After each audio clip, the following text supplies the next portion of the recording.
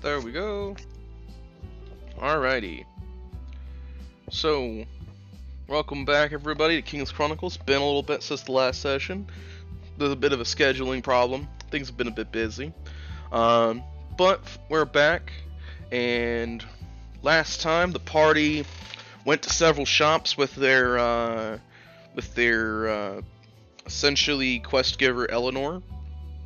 She got several things. They got up to some interesting scenarios, and Delon obtained a magic item from Eleanor as well for his honorable methods. And then they made it to the Magic Academy, where they went about their business. What's his name? Drawing a break. Gildas. Brain farting for days over here. Gildas met with his one of his goblin buddies and learned about some people in the land of monsters in the Savage Lands. Got some name drops of some important characters, and also told the little goblin to go set up shop in the adventurer's supply shop, sort of the traveler's shop. Learn from the dwarf and become a master of his craft. He also obtained a shield from said goblins, which while he's wielding it, he can essentially, when I believe I said that while he's wielding it and facing one opponent, he has advantage. Yeah, something like that.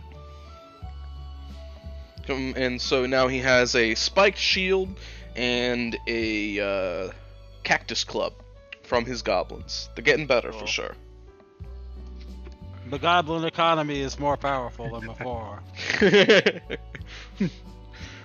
Let's see, Delon. Let's see, what did Delon get up to that session? Can't remember. I wasn't there. He wasn't there. Ah, right. I forgot about that. Yeah, I wasn't. Yeah, it was the Bub and Gildas go to class. Oh yeah, right. And Bub went to class. Got And like I amazing. He paid extra special attention and became a grade A student for once in his life. He didn't get distracted Finally. by the fly on the wall. After all the failures, I have mastered the classes. Yeah. Those rolls were very, very good, honestly. You got lucky to get those benefits. But alrighty, with that, we pick up back within the Magic Academy, the College of Asterium. Currently, Delon, as you are all here, Eleanor stopped by briefly to talk with some of the party, and then she went off again to finish negotiations and discussions with all of her business here. I'm going to start with you, Delon. What are you getting up to in the academy currently, since you weren't here last session? Well, knowing what must be done, I have a task yet unfinished, a boring task, but I have an idea. I make my way to the library and see if the quote-unquote book I was working on, papers are still there. So I would imagine that the papers that you were writing on are just on your person, personally. Yeah. But the books that I borrowed so that I could have the catalog and grab. So as you go looking for the books, it doesn't take you long to find them. They were put back on the shelves at some point, but you do remember the names, so you're able to go get them quite easily. Good. Alright, I pick them back up. I arrange them in a certain manner. And then, with great divinity, I look for a blue kobold. So as you look around, there is a lot of blue kobolds around. There's ones with twitchy eyes, one with weird looking. There's one with a weird goatee looking thing. There's one that's scratching his ass. You know, they're all working around over in here. Sure. All right. Let me do this instead. All right, let me do this instead. Okay. So I make my way to the job board. I write out a job in very nice stenciling, and I place it immediately on there, and I just wait. So how much did you put Or I on? just, Did you put as a reward for the job, by the way? I say I put one one silver coin to start, 4 to finish. 5 silver total. 5 silver total. That's not bad. So it doesn't. You wait about maybe 30 minutes before 3 kobolds come over to inquire for you about the job. Hey, what's the job? It's a good studious kobolds.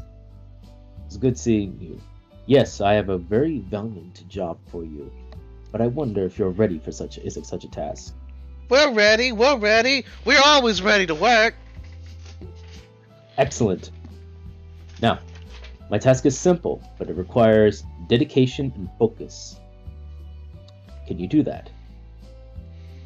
They nod. Uh-huh. Mm-hmm. One of them is nodding, but his head is turning elsewhere. Ever so slightly. That's not you. Then you leave. He snaps his fingers in the kobold's connections. As soon as you snap your fingers, all the kobolds are back at attention. And I'm gonna take out of my coin, coin purse, and 1 silver. You see this silver? This is the start. If you accomplish your task, 4 additional should be placed before you, totaling 5 silver coins. Do you understand? They look amongst themselves of one at the beginning counting, and then they one of them chips up. Is that 5 silver, 4 silver for the lot of us when we finish? Or is it per head? Per person. Initially, it's just 5 for the total task. But I have enough. I could probably just use it. If you do a good job, I will double it. They look around at each other and then immediately raise their hands over their heads. Double! Alright. You're ready. Come with me. They immediately follow you. Okay. I get them. I get 3 little chairs. I place the item as books around and place 1 book and the magic quill on top of it. Your task is quite simple. I want you to take notaries of each of these books and to inscribe them upon this book. I am making a guide catalog, a survivalist guide of sorts for my journeys, and to potentially help others on their journey through here. You are to read the guided areas I have highlighted or noted here in these sections on this piece of paper. You are to talk exactly these turn of phrase on the places I've highlighted.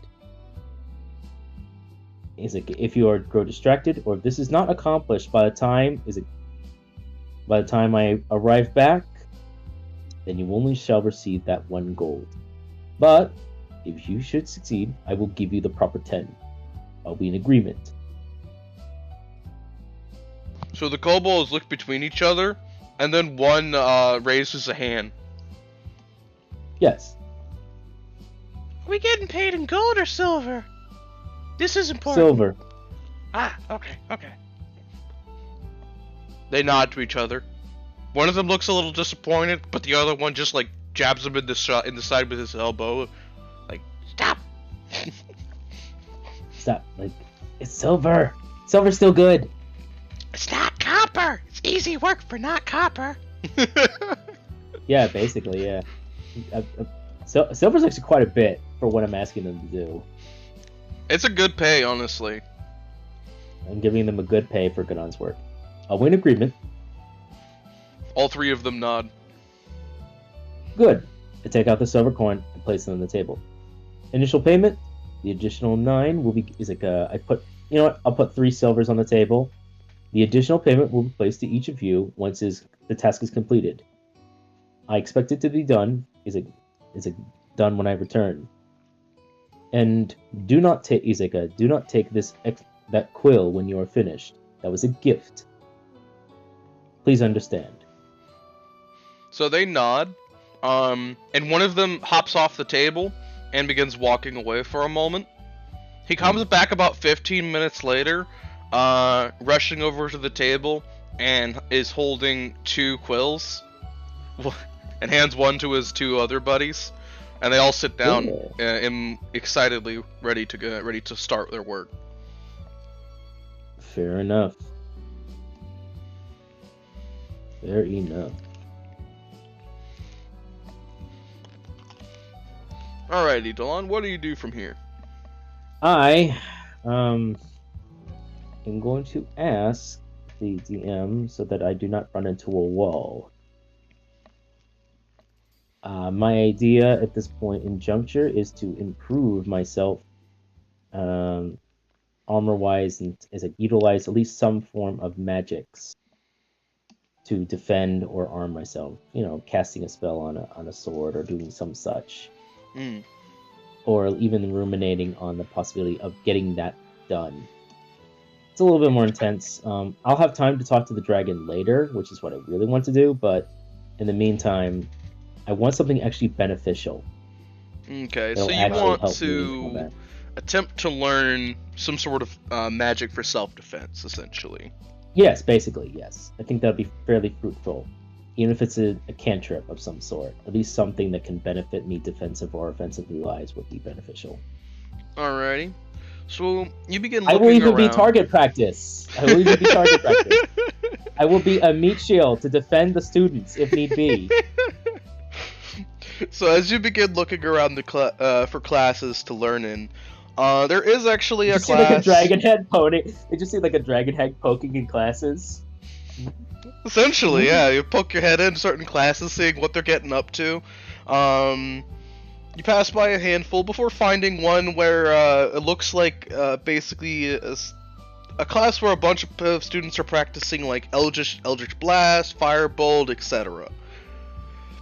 Seems to be more a class meant for wizards that are intending to enter into the Asterium Guard. Ooh.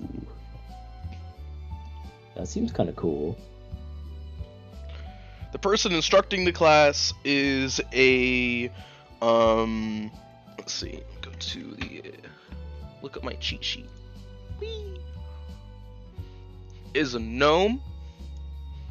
Always gnomes. Always gnomes. Roll for initiative. Is a gnome who's standing on top of the desk in the middle of the room.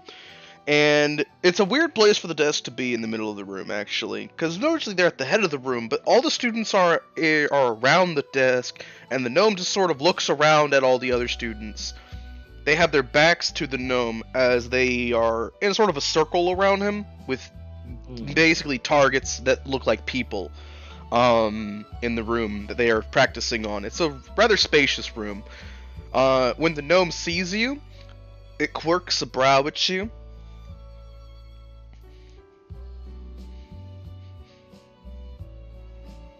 Hello!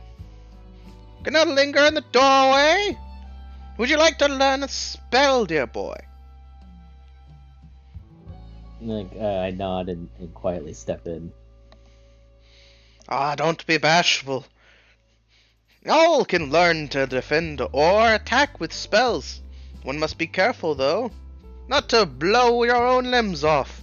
As he says this, you notice that when he steps down from the table to walk towards you, he has a notable peg leg and a weird little hook on one arm.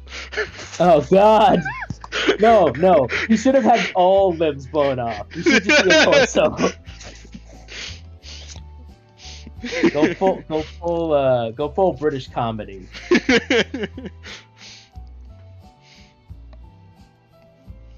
Am I among people who are like armored or such? It would be for like eventually the guard or elite. I presume that this guard is for the elite.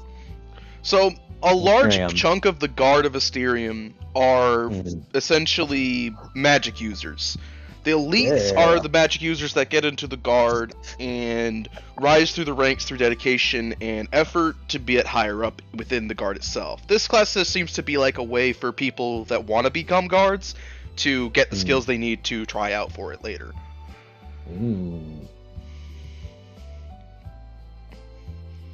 The gnome comes to a stop before you, and you can see that the people are practicing like Firebolt, Eldritch Blast. You see one person is practicing Chaos Bolt, etc. Like people are mostly just using bolt type attacks. Very offensive, long range in nature. Right.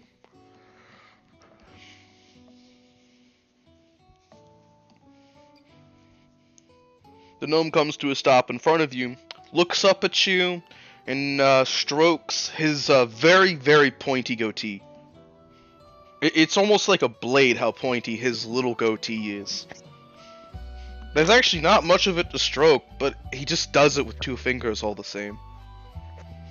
It's like a little pen needle coming off his chin.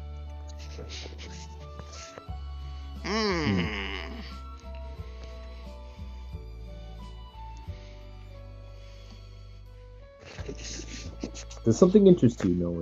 Is it my good friend? Something tells me you've not dabbled in magic before. Unfortunately, you are correct, sir. In fact, that was my interest. I am a knight. But magic is an integral part of our world. And such, I would take the opportunity in this College of Magic to see if I might be able to defend myself, or at least utilize it in a combative or defensive manner. This seemed to be the closest class I could to accomplish such a task. I see. He thinks a bit more, pacing, his peg leg making an audible clunk, clunk, clunk in the room. He takes off what looks like sort of a buccaneer's hat from his head and scratches his head with the hook hand before putting the buccaneer hat back on.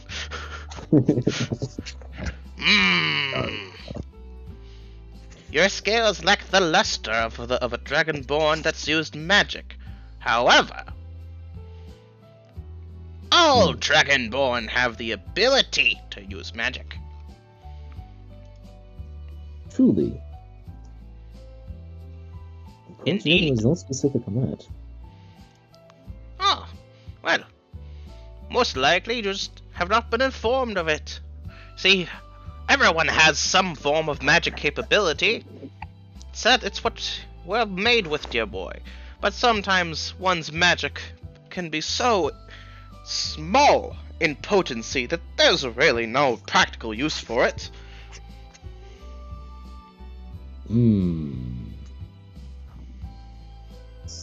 Still, he thinks about it.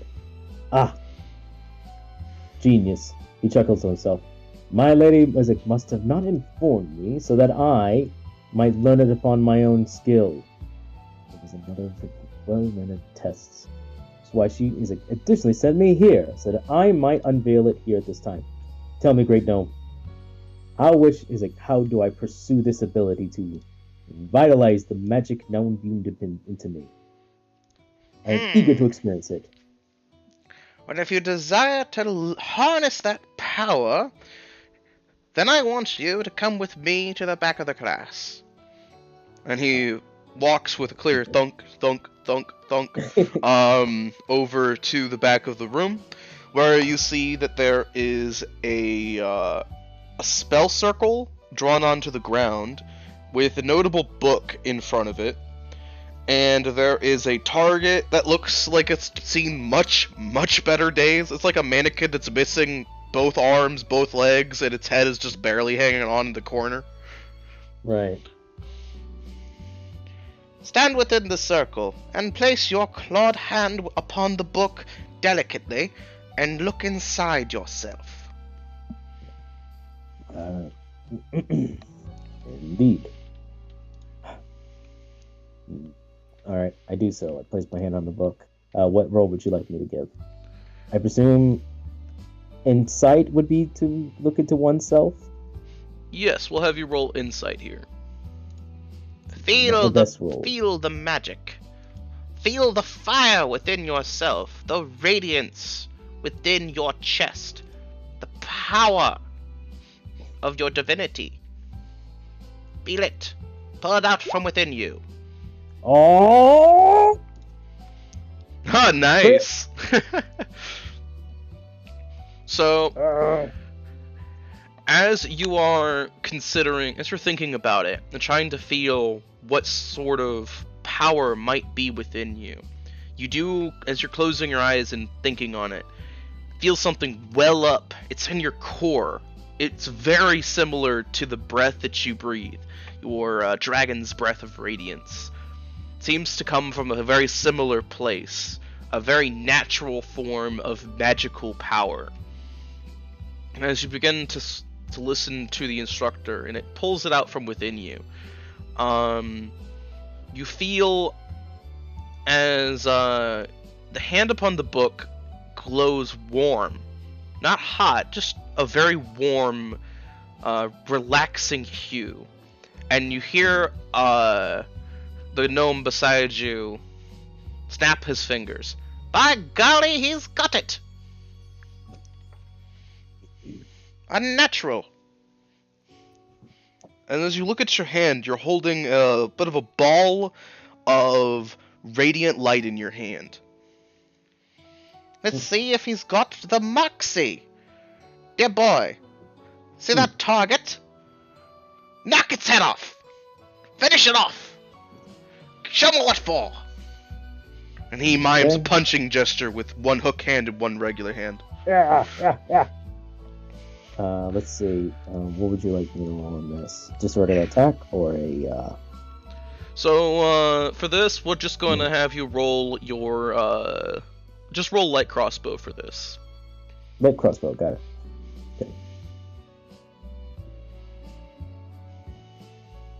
Okay. That is unfortunately not great.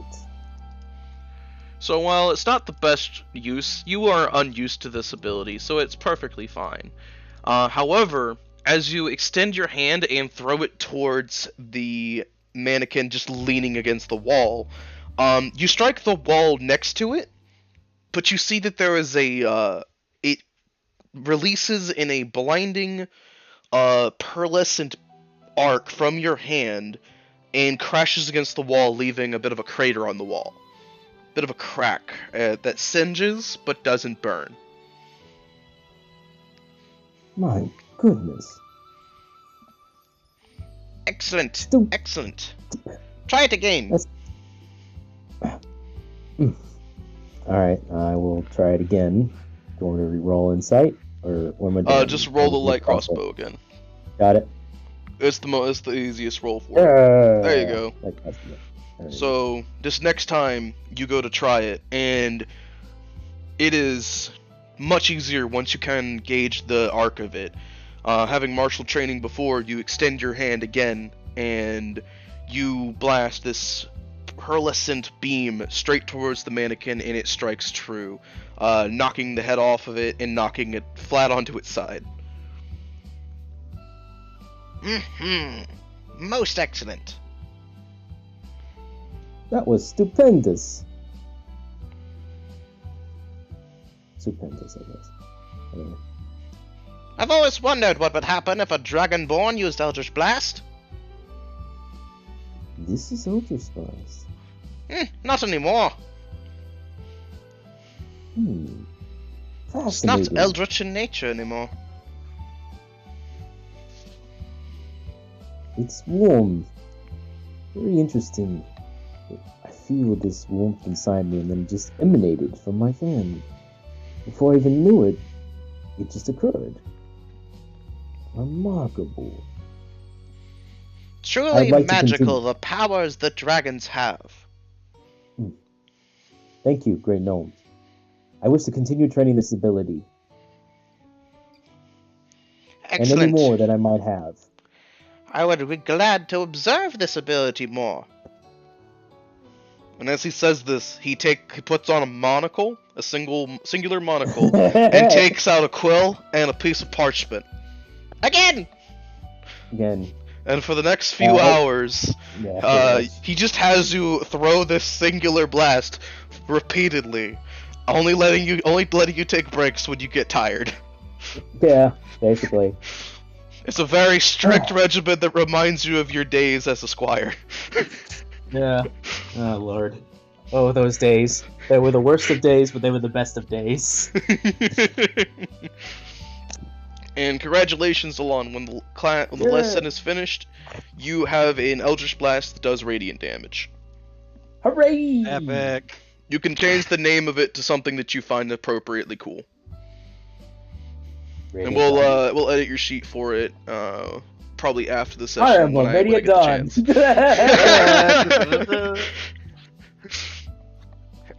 chance. We'll figure something out. I'm sure Evan will throw some bullshit out there, and it'll be perfect. I can get your sheet to be a spellcasting sheet in after the session. No, don't worry about it, man. It's all good. Holy shot. That way you can scream it out like a curse when you attack. That's not in your character though. I know. But, I have to just want you to call it Excelsior, just so you can scream it like a nerd. You know what? I will. I will. Done. You know what? That won't be the ability's name, but like that'll help me. That's like a mental ability to help me aim to like what draws it out. Excelsior, bam. I love it. That one. I love Sweet. it. It's like the word is just an indication for me to help hone it, not what actually it's called. After I guess training a bit, I would have to have taken off my armor for a little bit if I'm going to do so many strenuous activities. Because I'm wearing heavy plate. It's going to take a lot. At least some part of the heavy armor. You could have definitely taken some form of it off, be it either like some of it a down little chainmail. down to the chainmail or something like that. Yeah, just basically down to the chainmail, so it's not all encompassing on it. Because I can just put that shit back on. It'll take some time, but I can do it. Exhausted and feeling as if I gotten it. Well, as a great what say you? I think I've demonstrated quite a bit. We could go for 30 more blasts. But I do say that we've been at it for quite a few hours. Where'd the students go? Class ended quite some time ago, my friend. Unfortunate. I needed to give them their homework. Well, I'll have to mark them absent. They left without permission. There's probably like a few just waiting. There are actually a handful that are still in there, but they're just in the back of the room, just sitting down, talking to each other, just out of the way that the gnome didn't see, because he's short. Delon points out. There's a few. He's like, I stand corrected. There are a few in the back. I suppose those ones aren't able. Excellent. Just talking among themselves. Discipline. Just the right stuff for the guard. You and you. Come here. Good. Now, for your homework, I want you to throw those spells at each other and make sure that you do it near the infirmary. Jesus. You're gonna get practical combat experience. Now, get to it. And if I hear about any of you blowing a limb off, you won't be seen in this classroom ever again.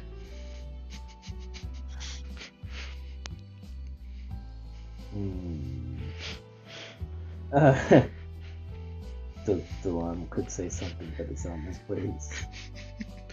The students all just nod and accept the lesson, leaving the room. Excellent. I thank you. Knowing I have this ability now, it means there must be more abilities I'm not privy to. It's an excellent opportunity for me to learn more. I've heard of Dragonborns gaining unusual abilities the older they get.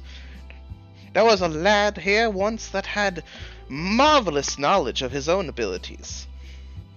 He comes here to study every once in a while, using our plethora of knowledge to write compendiums. He's a lore keeper, I believe.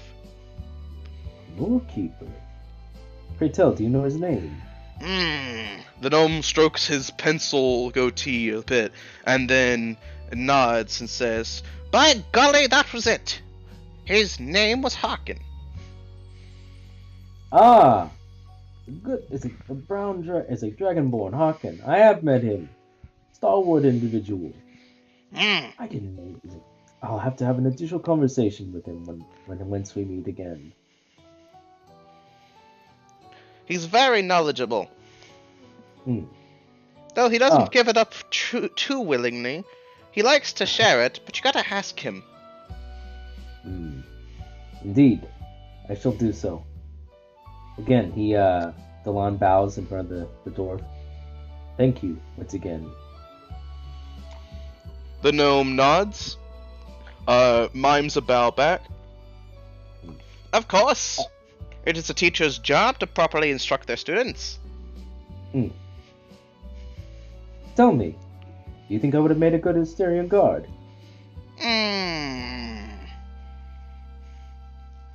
He Too says it shiny. half-joking. Too shiny. Too radiant. He gives a big burly laugh. It's the kind of laugh. So the laugh I emulate is the laugh that He-Man makes with the head going back. Like so heavy, it just pushes his body back. He can't help it.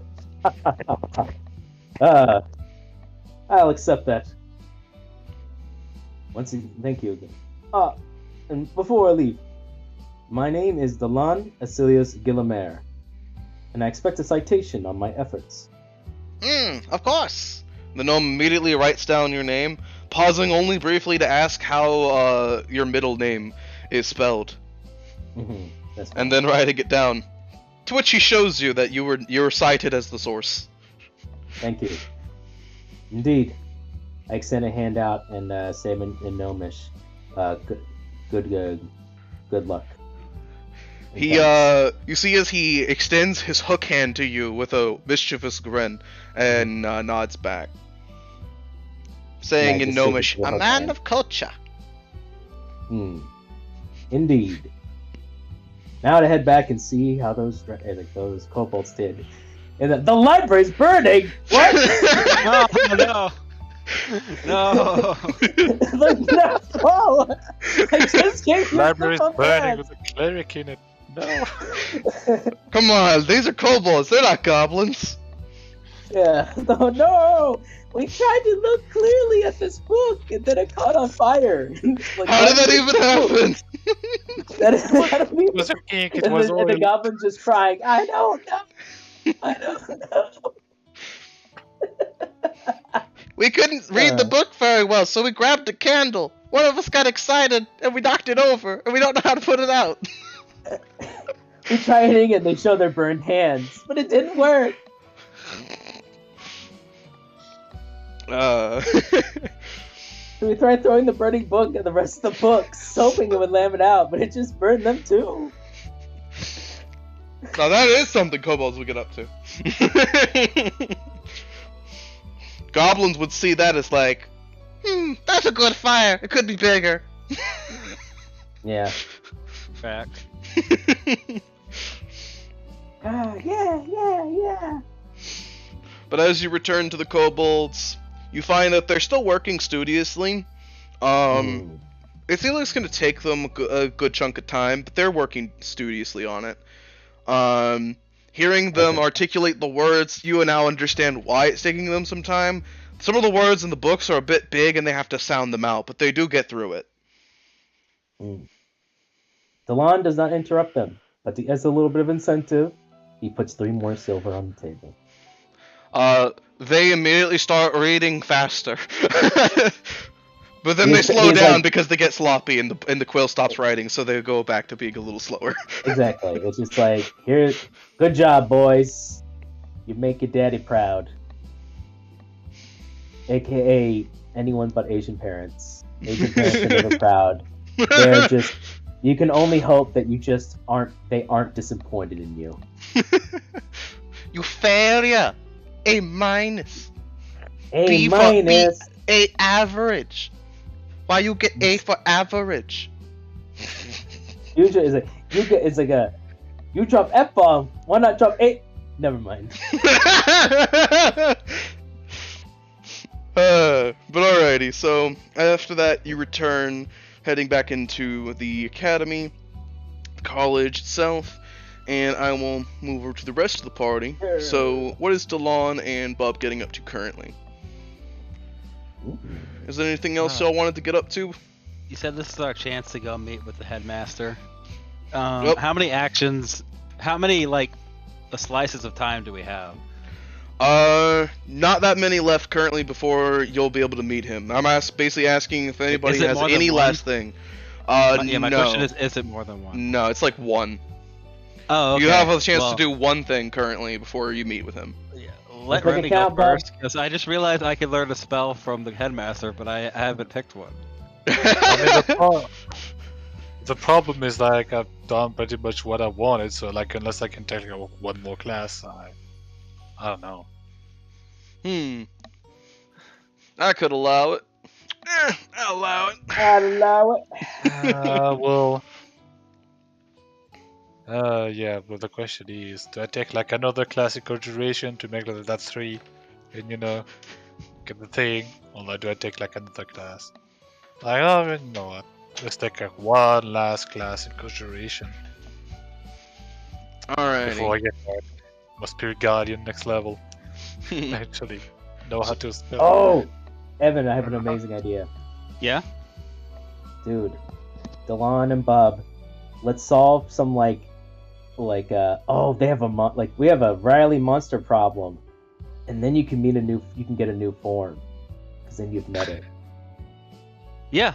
I mean, actually, I wasn't gonna go into that much until later, but yeah, I mean, effectively, as we travel throughout the wilderness, that's gonna be my goal. Or they have a problem with one, and then you'll need some strength, and Delon can help out or some shit, and then maybe we have materials left over, so Gildas can make some cool shit.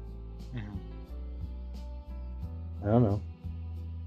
There's literally magical beasts. We can find some whatever shit. I don't know. Maybe we can get a hold of some tea. I don't know. Let's climb the fucking mountain. 'Cause they never come down. Alrighty, got so a little Gildas, monocle on them. you attend a class in Conjuration. It's very much the same as many of the other classes you've had before. So make me an Arcana roll. Yeah. Let's get the bad juju out. First thing. Make the first bad roll. Oh, hey, look, a good roll. Hey! So the class goes very well for you. Actually, very, very well, as you are paying very close attention as per usual, and you're able to make very good progress in this lesson. So,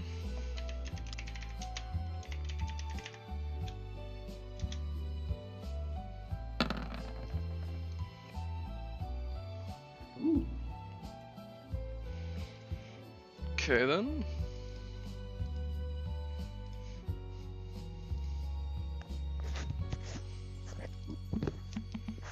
Just give me a moment. Uh-huh.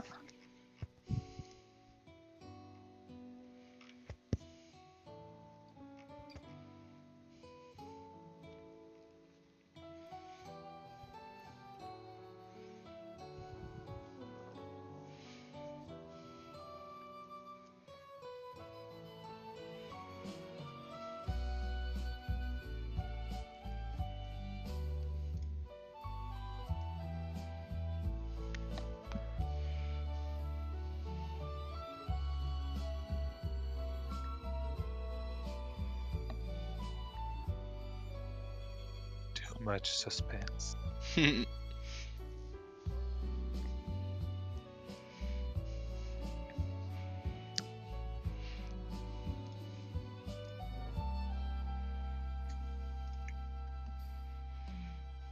So, Gildas, as you're in the Conjuration class, let's see. So, give me one moment. Where is that? What is it called? Where is it?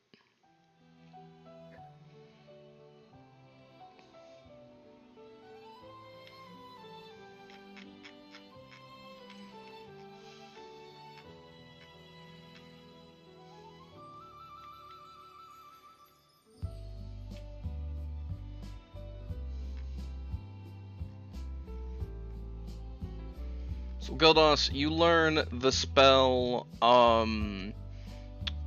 Mage Hand from outside of your current spell pool. So you just learn it essentially while paying attention to Conjuration. It's easy to listen there. Oh yeah, it is. I can drop a drag and drop. Nice. Oh, that's neat. That'd be pretty useful for being a blacksmith. Mm-hmm. Within the promo laziness. But yeah, you learn the spell Mage Hand from this class.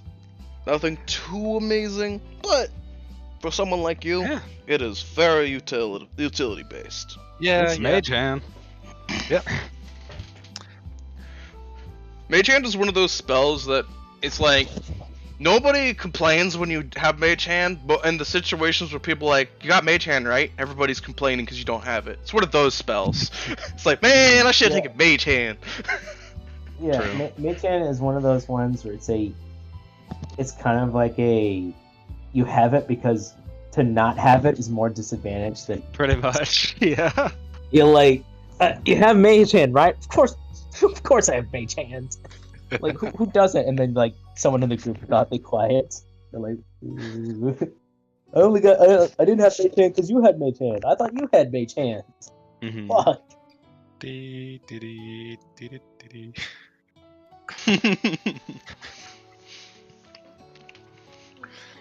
But alrighty. So that's what Gildos gets out of this class. Yeah, pretty much. Like, yeah, like just waiting for plot essentially. Fair enough. I mean, if you want, for Bob, also, we could make some extra gold. You could be like, oh, the class needs. Bob wants to go to a class to learn something, but we don't have any like people to take the damage of some shit. Can you help us out? Okay. Yeah, I mean, I don't know, Bob, something to do. there's enough time to do that. Yeah, sure. you have one time slot currently to do something before you meet with the dragon. Anything you want to Absolutely, do? Bob. Anything specific? Me?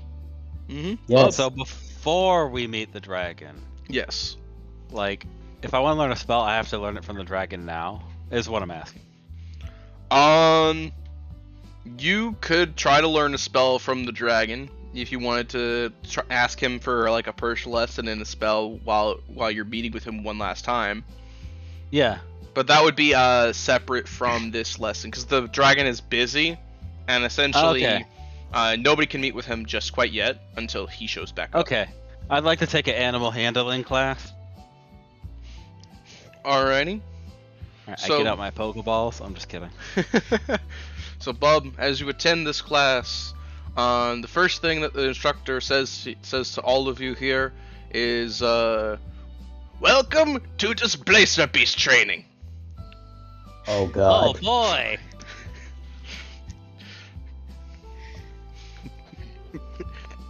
Now, first thing you should know about Displacer Beasts is that they bite. I think that's pretty obvious. We have a volunteer! As he says this, he misty steps away, and you hear the rolling of cage doors opening as Displacer Beasts roar into the room. Make me an animal handling check, bub. Oh hey! I did well the first time. Let's What go. is this?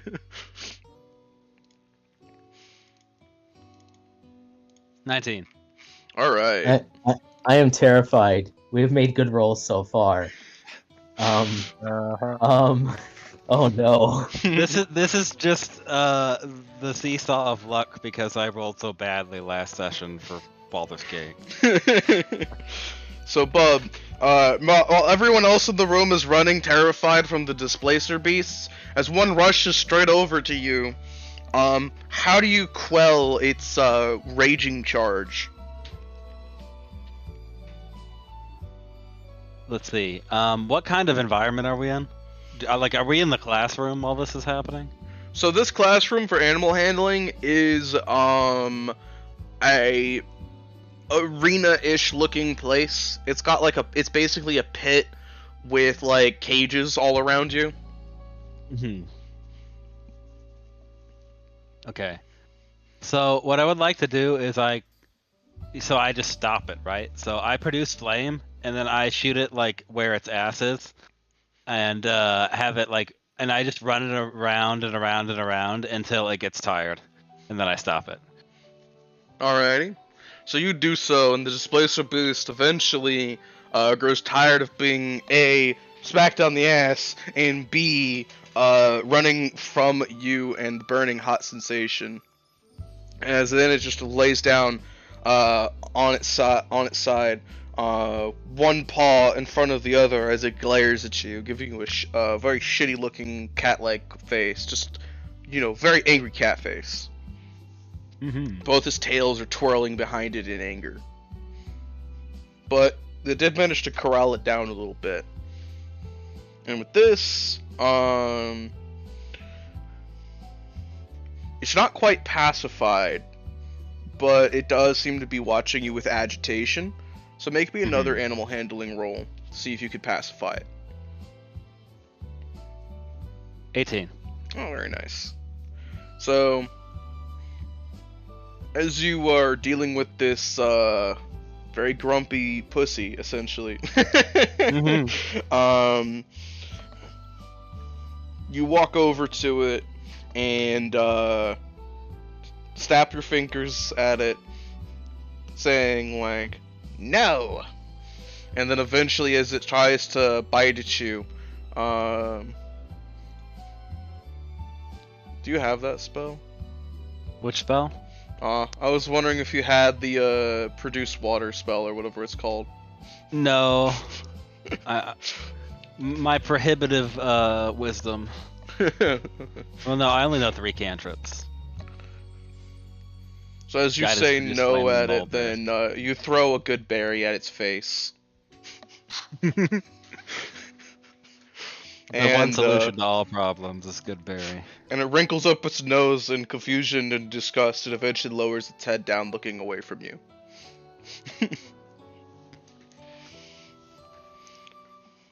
Class eventually draws to a close. Several students have been maimed.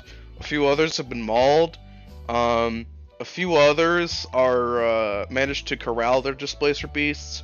And one student has a displacer beast that is laying on top of them.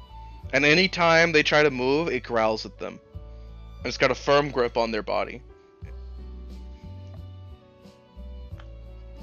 Like, maimed, they literally had their limbs torn off. Maimed. A few were, yes. Like, Jesus. Like, for fuck's sake. That's, like, this isn't, like, something you can just, oh, I'm gonna put a prosthetic there. This is fucking medieval times. That you've just destroyed an entire part of the livelihood over one class. College of Asterium. Fucking asshole. We have magic, though. They do have magic. There are ways that you could essentially try to put a limb back on or give somebody a new one. Polymorph. But, like, the college basically pays for, puts the bill for mending people's problems because that's part of the entry fee, essentially.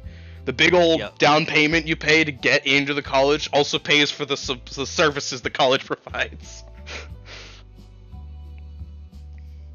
Makes sense to me. But alrighty, bub. With that, you gain expertise in animal handling since you're already proficient in it. Thug lie. All right. Bub's over Well- here like, I don't want new skills. I just want Going to I want college better is versions of really- my already existing skills. I want The average education sports. system is really good at Dungeons and Dragons. Could I had to like go back in time 10 years and go to this?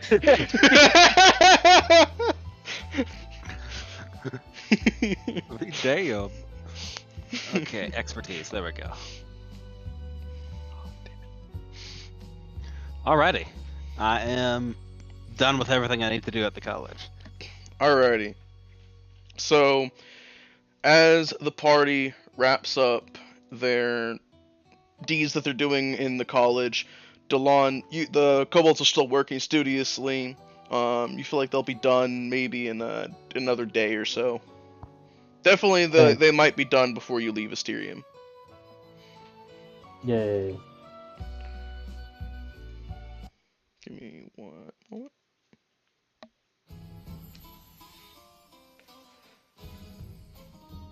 So eventually, as you were all gathering back up in the college after finishing what you needed to do, Eleanor returns,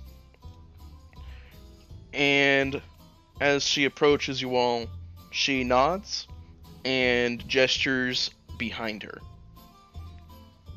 Thank you all for waiting while I handled what I needed to close out. Behind her, you can see a very familiar-looking gnome. Or gnome.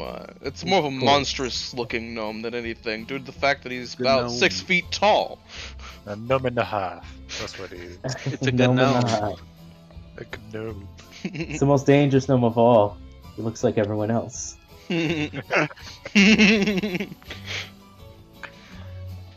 Indeed, Eleanor. So he walks over to you all. He walks over to you, Bub, and hands you a cookie. Yeah. Thank you.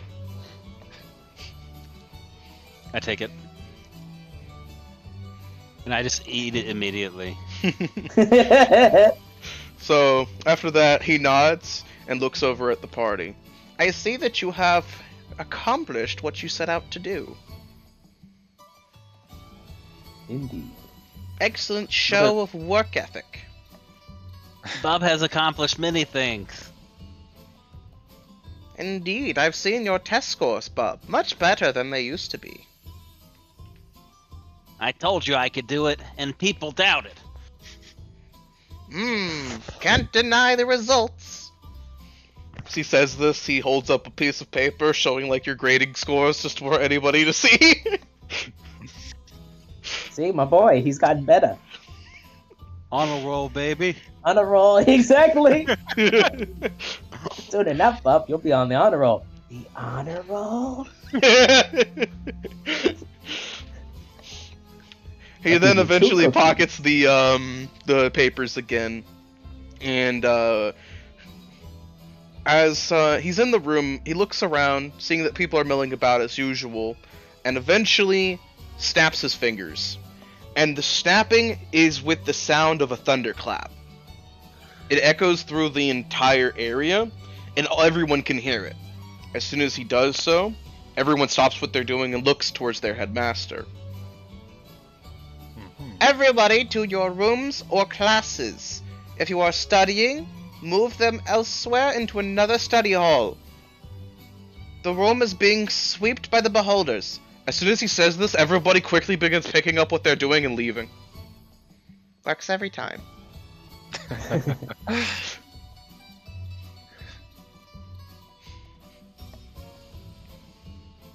Now then, since we're in private,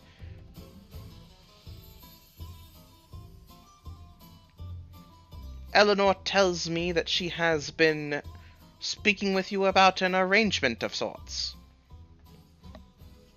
Indeed, she has. She tells me you're going about an expedition. An expedition indeed. Though, I have to say the itinerary is still rather vague. Oh, we do know the locations on where we headed, more or less, but nothing in between, essentially. Then make up what's in between them as you go. Find interesting things to learn from. Places to broaden your skills. 'Tis what traveling is about, don't you know? Oh, I'm not saying the opposite. Far from it. It's just that the expedition is very much in the planning stage at the moment.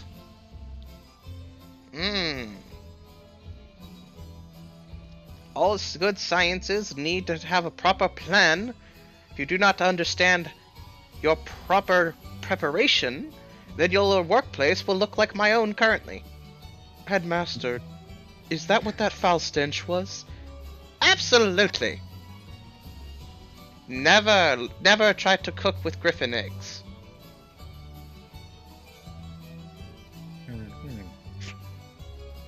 And most definitely don't do what I just did.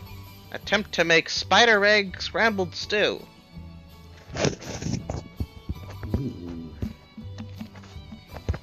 Doesn't sound very appetizing.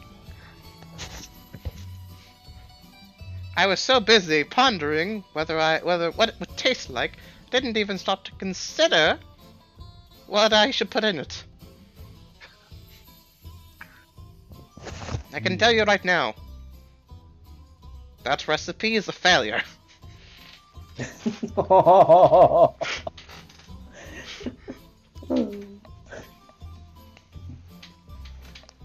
That's a shame. I heard that there were numerous spiders in the Savage Lands, but I suppose we'll go to try that. They are. That's why I can turn to the biggest, baddest of the spiders. The Spider King.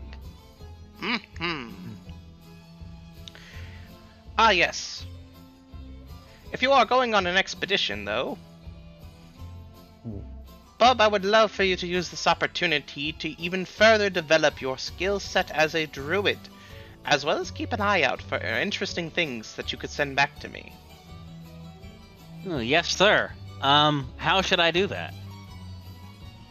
I can't tell you all the answers, Bob. How will you learn if you don't figure out the life's mysteries yourself? But I don't know what the question is. And that is why you fail. Oh. They got it! Master, you're being harsh. There is no need to be so vague about what he needs to do. Nonsense! He's a smart kobold. Look at his test scores. He pulls them out again. Yeah, so Bub puffs his chest out with pride.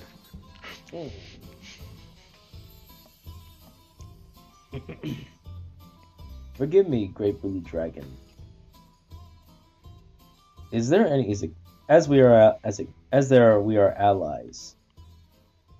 Oh, the Pearl, great lady.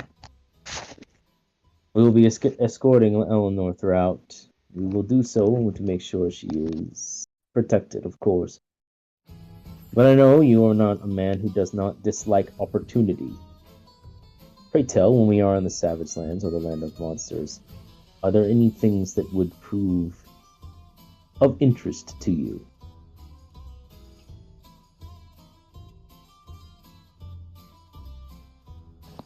A multitude of things, really. Mm.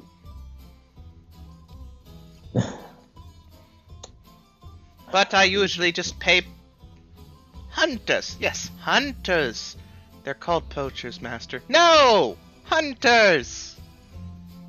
Master, they're poachers. They go into the Savage Lands and poach creatures for you to experiment on.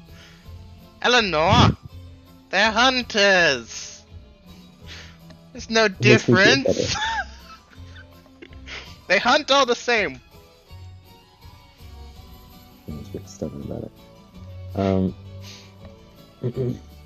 Is this opportunity where we can ask a very specific question?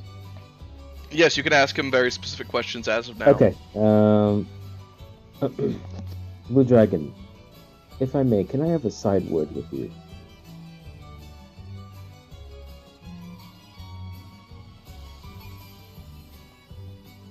Is that Give yes? me one moment.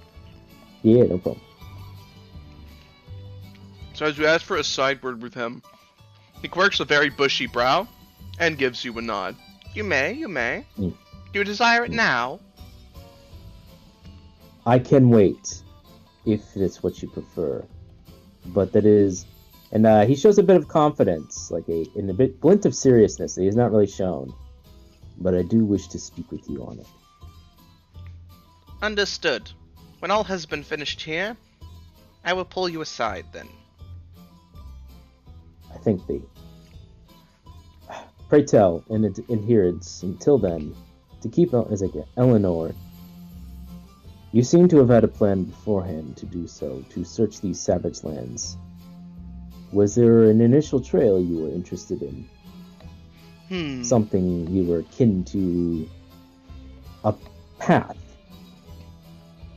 Something well trodden? Or are you intrigued more of the elvish culture in which that inhabits the lands itself? They're one and the same, really. I was fully intending to travel throughout the Savage Lands to study the natural creatures there and the environment, as well as, once we reached the elvish cities, to go visit and absorb myself in their culture. Understand what they make and how they do them. I only brought the distinction because on a well-worn path, you will have an advantage.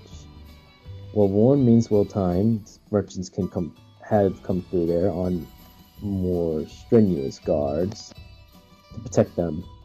But it also means that you will not meet as many as you would hope with the natural environment. But should we steer clear of that well-trodden road, we may run into forgive me, the great green dragon, who is mischievous in nature, if I recall correctly. The blue dragon nods. Aye! My brother is very mischievous. And I can't rightly say whether you would encounter him on the main road or the non-main road at all. With him, it's completely random. So, If you see him, it's because he wanted you to. Or he just wanted to fuck with you. Well, if we're talking about possible encounters on the road, I've received words about goblins that there is a certain red dragonborn patrolling the border of the Savage Lands with his own, well, shall we say, army. And I don't think he might be too friendly. Is what I'm hearing is correct. I know of who you speak. Right. The Red Dragonborn Surtur is his name. Indeed.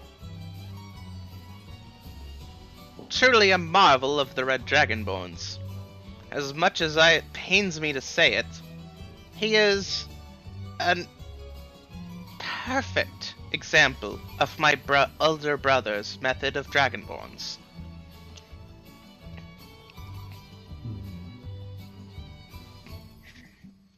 Dear boy, He looks to you, Delon. I'm just saying that you and him will most likely butt horns. He nods with a slight exhale. I'm sure, unfortunately, I think we will. Not to say that you cannot get along with him. Simply put, you will have fundamental differences on how you view things. 'Tis the nature of it, I think. Then, may I suggest that until we know more, that we try our best to avoid him? Indeed.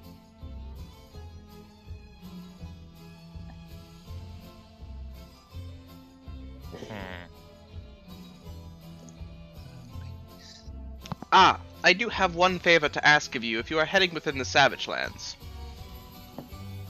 No. If you encounter my brother, tell him I want it back.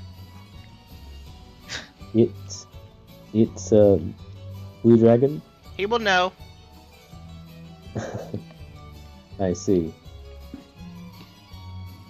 then we will make note of it. Excellent. Eleanor, if you are on a journey to make pilgrimage to a multitude of places, if you encounter any of my other siblings, tell them I said hi.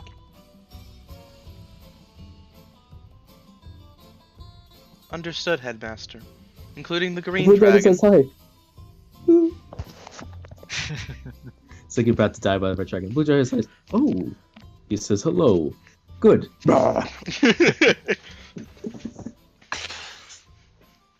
It's like, including the black dragon.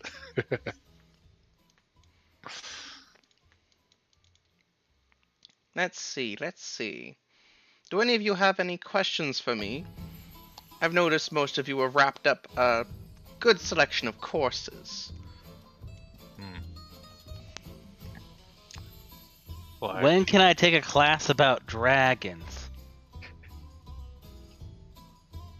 Do you see him look at you, blink, and raise a single eyebrow? About dragons? Yes.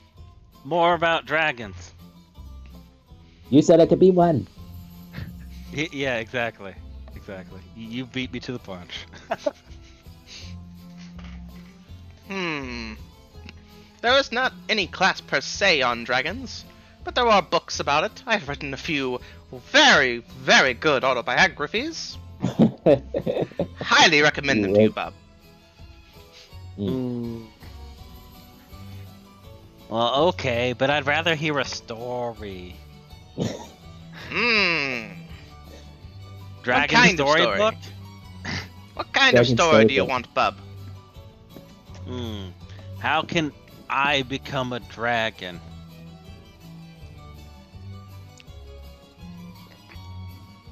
He blinks for a moment, and then puts a hand to his very long bearded chin. It said What something that makes wasn't one a impossible. dragon? That is a question as old as time, Bub.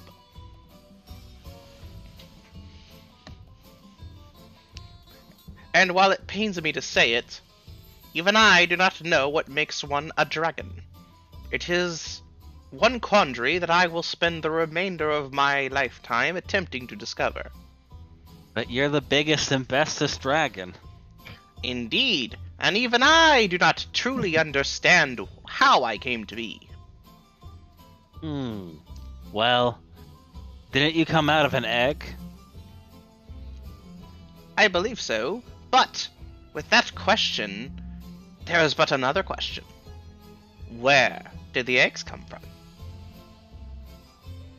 A dragon.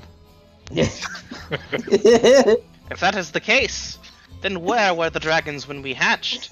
Why were we below the grounds, deep, deep beneath? All the dragons before then had been killed. So where did we come from if dragons are so independent, if we hate each other so much, how could we ever put our prideful differences aside to ever make eggs? Dragons do not fornicate. Base. Yeah, so Bob just looks like confused and goes, I don't know. Exactly. No one knows, Bub. Nobody knows where dragons come from. Every time we feel that we are closer to it, that we understand where we come from, that theory is turned on its head. Why, once upon a time, mankind, mortals, thought that dragons came from one place. The brown dragon was the oldest dragon at the time. They thought surely if they killed the oldest dragon, the single eldest one, that they would cease to be. And so the world's armies rose up together, diving into the mines, the darkest dungeons, and attempted to slay the beast. It was a sad day, for the earth shook in agony as this creature was defeated. Earthquakes tore the country asunder. leading to new mountains rising in the process. However, he died, and mortals rejoiced. There would be no more dragon wars. There are no more dragons. We have slain the final beast. However, they were wrong. For when his era was over, the current Clutch's era came, where that is the story of me and my siblings came to be. But even we do not know where we came from. After all, we were not anywhere near where the round dragon was when he died. The brown dragon was the most solitudous of us all. He sought the most solitude, the most alone. Truly a lonely creature. However, he was unbelievably guarded about anything he cared about. I cannot understand why a creature like him would have had a clutch of eggs on the opposite side of the continent.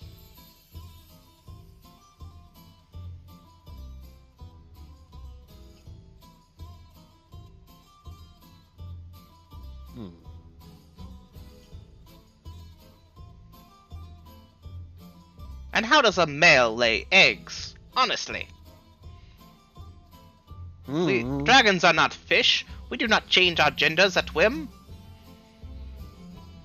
No. The green dragon is an exception.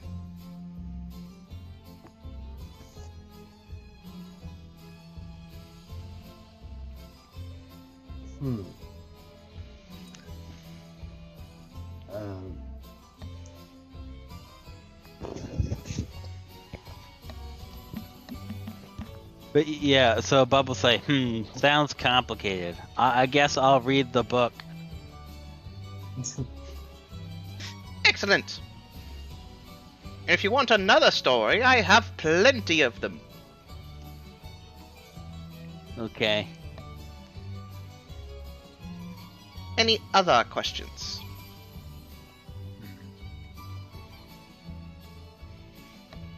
So, Hopefully, like, what else? At a game, what else do we really need to know? Yeah, do you guys have any character related stuff? I do have a question, but yeah, well, I wasn't going Go to for ask. it. Yeah. I just was gonna Yeah. wait. Yeah, so it's Yes, like take a man. look at Alien or take a look at Darlan. You know, scratch my shade, and look at the thinking about like a question. Then look at the dragon, the blue dragon, and say, you know, everybody has gotten one in this room except me. So my question is more of a request. May I have a cookie too?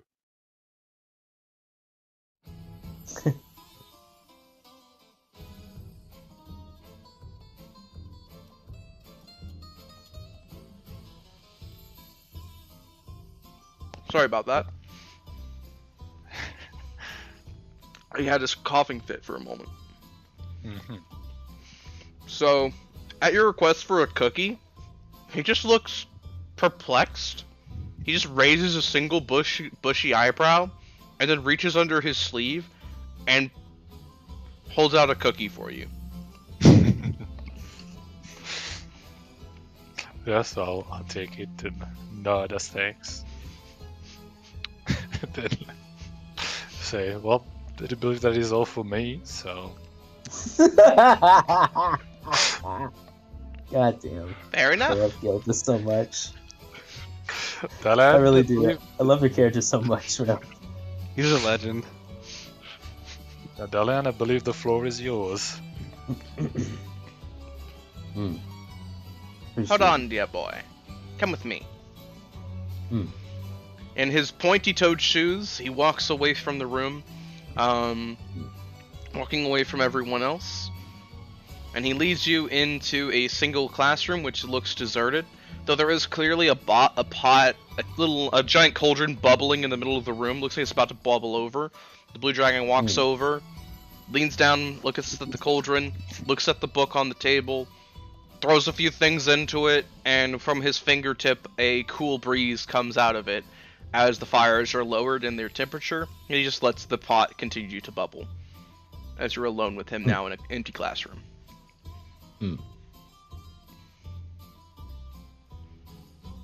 Thank you for the opportunity, Blue Dragon.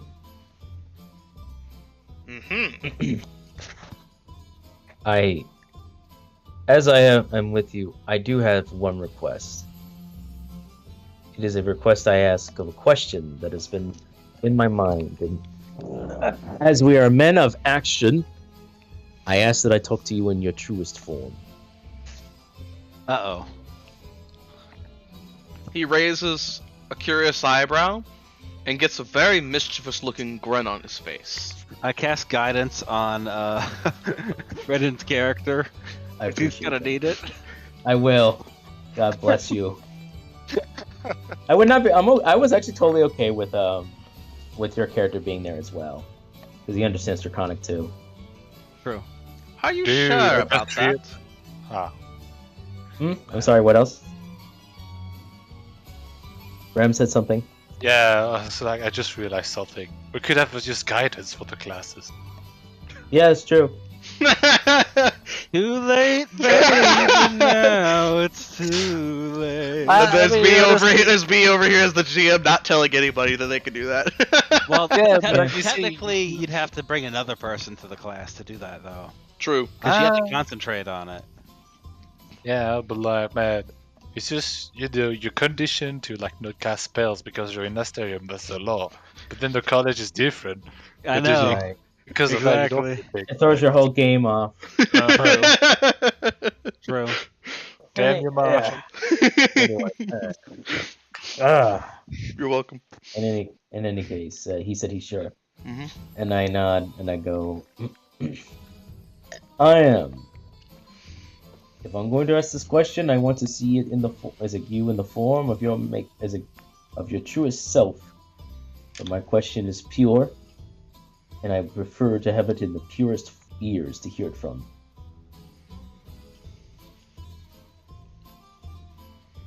To show, no harm, Dalon will place his sword as he would on the side of the door, so that he does not have it currently in hand. Like one would do at a old school. They used to. If you went to a really old church, they had forms on the side of the entrance. It's where knights would put their swords when they came into the sanctuary in the church.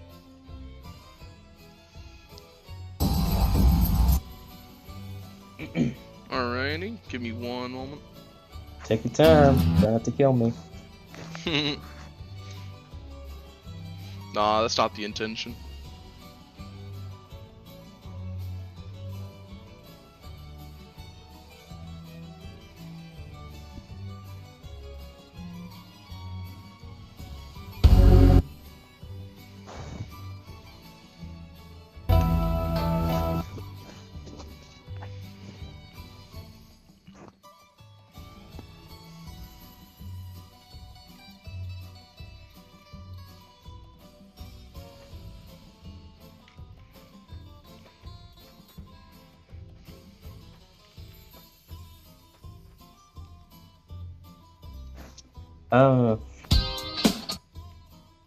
If you want, I can ask the first part of the question.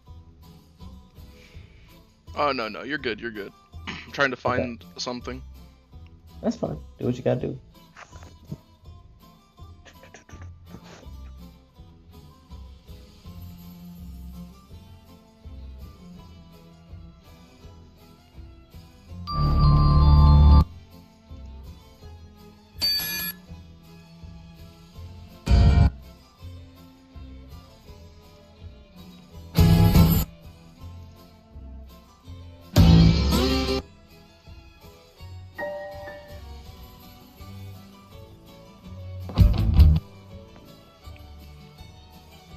I can't find it. No. Front row. Oh, well. We're trying to find a picture. No, I was trying to find a track. Hold on. Oh. Nope, not that.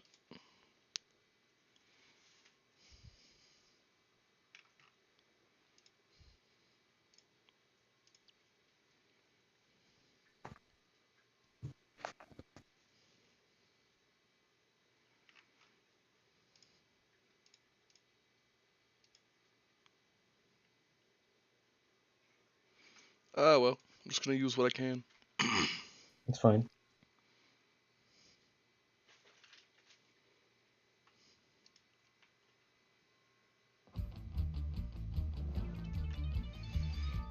So,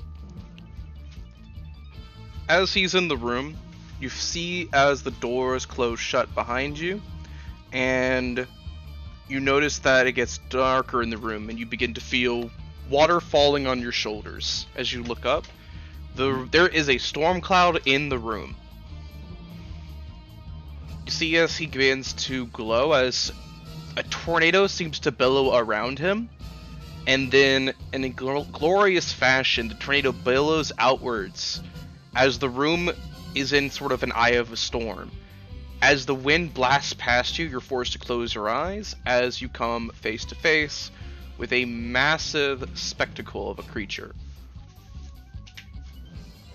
You find that you now understand why every single room in this entire college has a massive ceiling. Every single place in here is designed to fit something very tall. You at first thought it was just for the sake of having the right room to cast spells. However, now, with the blue dragon standing in front of you, you understand. He is massive, gargantuan even.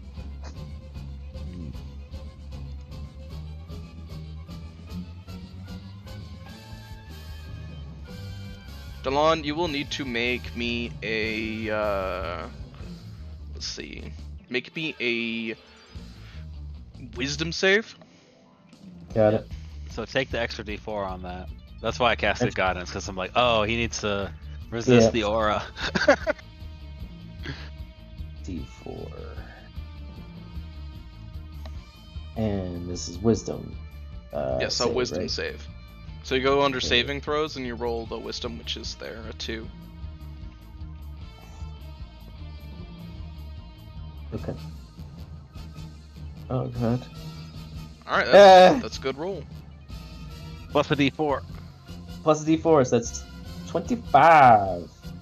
No, you have to roll it. Yeah, Oh, you have to roll the d4. Got it.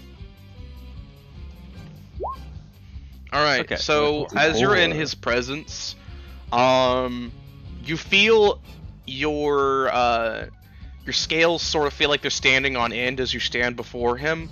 He is not your dragon, so you're used to her presence, but this one is very alien to you. You do feel in danger in his presence. Even though you feel, you shouldn't be, because he's not trying to hurt you, his sheer majesty is terrifying. However, you iron up your resolve, you strengthen your courage, and you do not buckle. As he claps his wings in the room, blasting air throughout it in a majestic splendor, he then sits on his haunches, and you see him give a grin from his dragony face as you remain standing, essentially. Mm-hmm.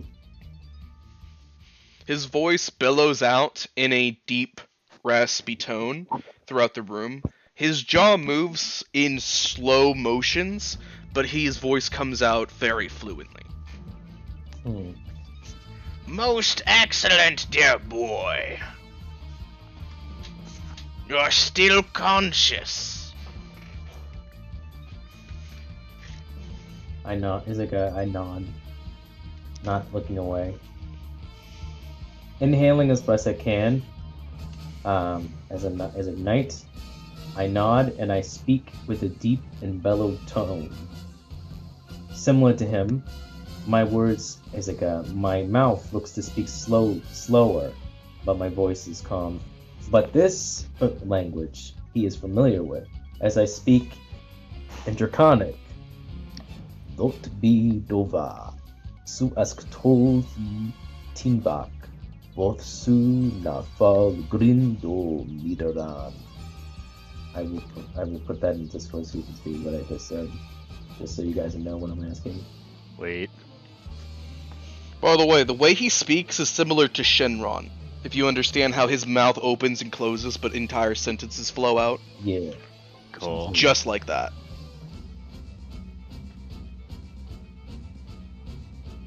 So I'm curious to see his response to that.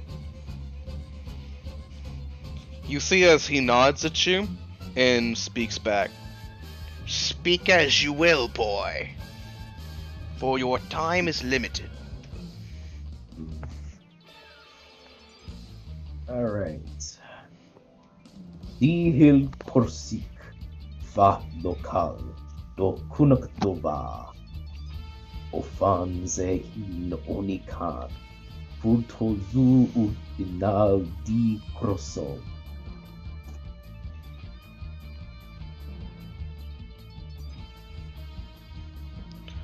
So as you say this part, you see that the dragon tilts his head at you for a moment, and you hear a deep rumbling from within his chest. It's hard to place at first, but it's playful laughter? He's not laughing at you. He finds the question amusing, as if he didn't expect that. Yeah. Expected something far different.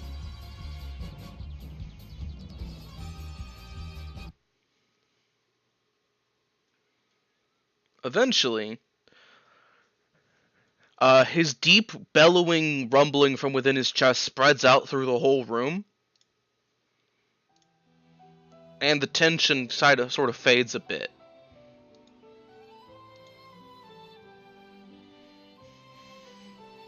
I had expected you to have asked for something else. A challenge. I am not foolish. I am naive, but not foolish. Even I know that Dragonborn requesting an audience is usually never good. But this is not what I expected.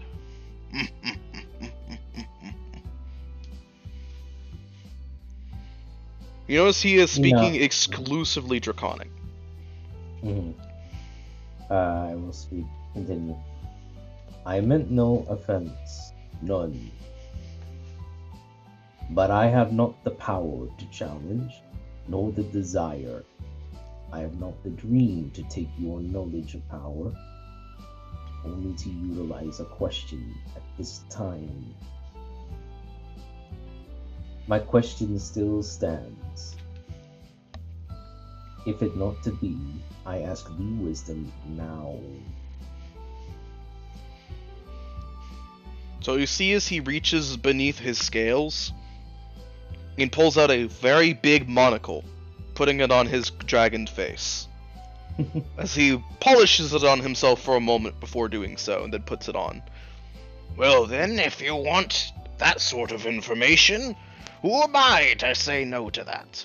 However, I demand something. Demand. He does put his giant dragon hand on his dragony chin, thinking in contemplation. As if he hadn't really finished his original thought of a demand yet. Even through his intimidating aura, you begin to kind of understand why a lot of dragons feel odd about him. Yeah.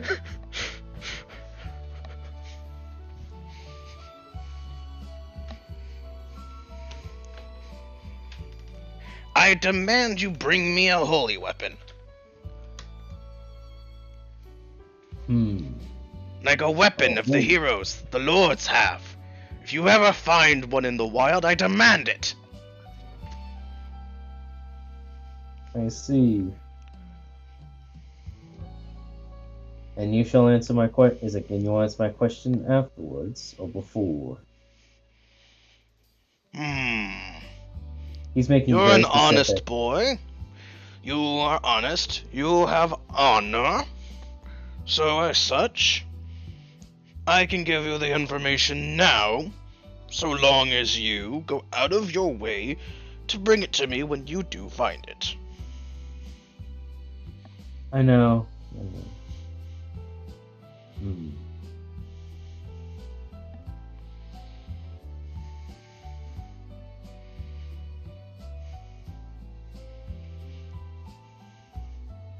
Then speak. Excellent.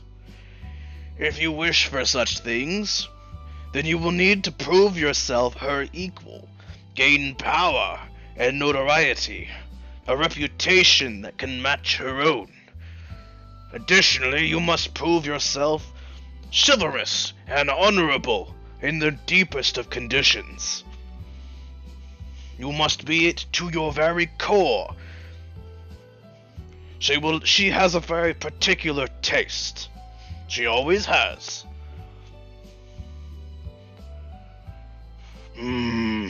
Brother has always blamed her taste on men on the fanciful books she stole.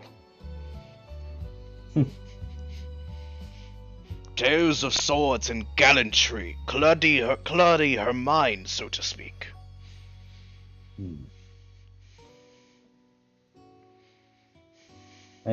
He nods.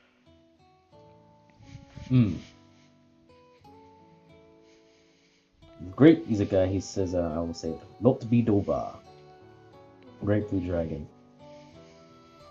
My quest is the labor not just for her, but for myself. My heart is for this task. But should I not win her heart, I wish to prove that I made the attempt for myself. Then do so. The quest she has given you is a trial, dear boy. In more ways than you probably could understand as a fledgling. I see. Then I have the blessing. He gives like the faintest of a wry grin. Something not really Delon does too often. You do not have my blessing, but you do not have my blessing either. She is her own dragon. If she wants to get up to and stuff like that with one of her dragonborn, then who am I to stop her? So be it. You have been honored and truthful, great blue dragon. I thank thee. You are welcome. I'm trying to think of anything else I wanted to ask the blue dragon about the character arc. I feel like an idiot though. But I don't know if I have anything else to ask. What do you think, guys? Is there anything else I should ask him? I can't really think of something, so... You could ask him a lore question or something. Yeah. There's always those.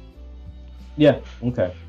Something that pertains to your quest, but is not as personal. If there's something like that you want. True. I mean, this would be kind of pertinent. Holy weapons are bounded, are weapons created from great heroic acts. Is not the Kingslave similar in that measure? That is an excellent question. The Kingsglaive is not just a holy weapon, but the holy weapon. I do not I do desire it, but I do not want the trouble that comes with it. I desire a holy weapon, not the holy weapon.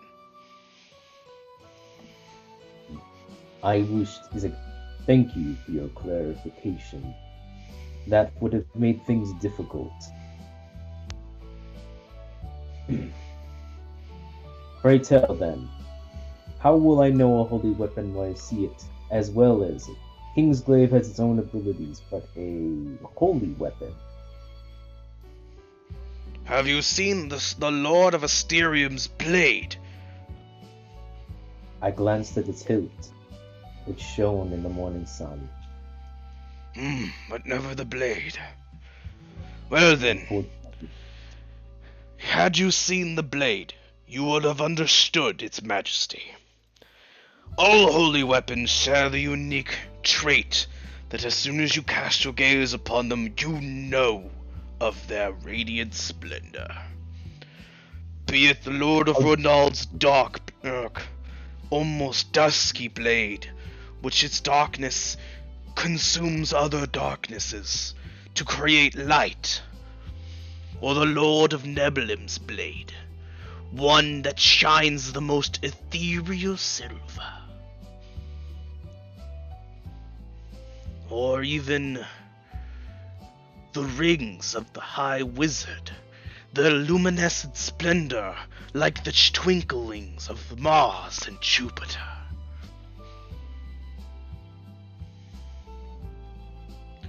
Or the hammer of the dwarven kingdoms. It has the power of a thunderstorm and the weight of a mountain. You understand that it was carved from one entire mountain range at its site.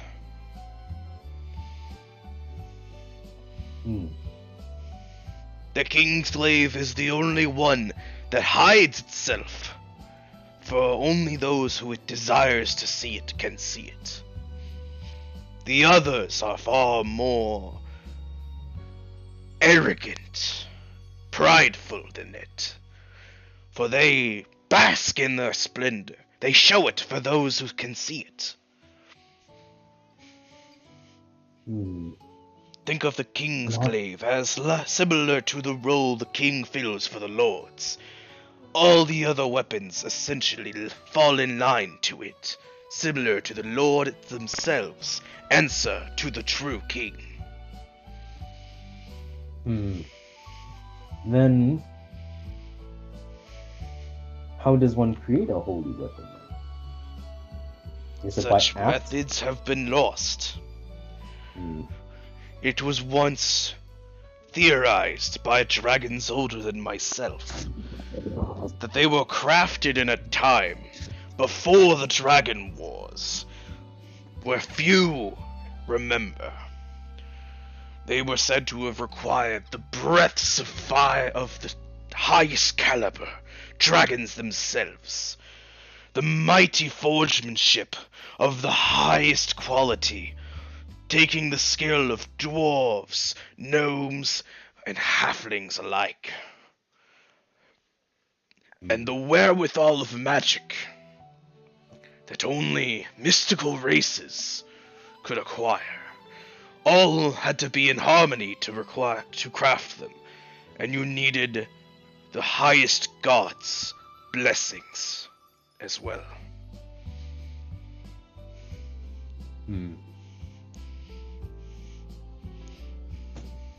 For these are weapons that crown kingdoms and start civilizations.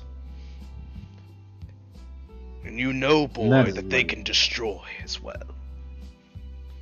And that is why you want it done. I understand.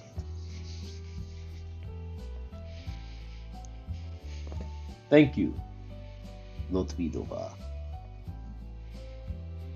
Your answers have been kind. He bows.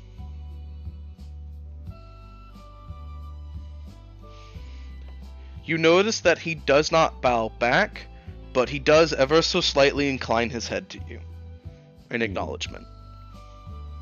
That's some damn good respect. So you get a nod from a dragon. It's like getting a thumbs up from like. It's like getting a nod from Master Miyagi right there. job, Daniel-san. Good job, Daniel-san. I'll never say it out loud. I'll give you a nod. So to not leave the rest of the goddamn castle in fear, I'm gonna leave him to be and take my questions with it. Now having gained an additional, I have to find a holy weapon. Boy, heavens of Murgatroyd, will that suck when I eventually wield that holy weapon and have to give that up later. Totally find it because it's a badass weapon. So as you leave, you feel a torrential storm behind you as he returns to his gnome-like appearance, and you find that the door did not open until he turned back, as if he would not let you leave. Right. And when the door does open, you find that there are hundreds of kobolds anxiously waiting on the other side of the door. Aww. You hear the blue dragon clear his throat and begin walking back out as the headmaster. What have I told you about lollygagging in the hallways? Yay! They all rush to him, and he just kind of puts a hand on his face, sort of in a exasperated sigh. Yes, I am not angry. No, an experiment did not go horribly wrong, and I am upset.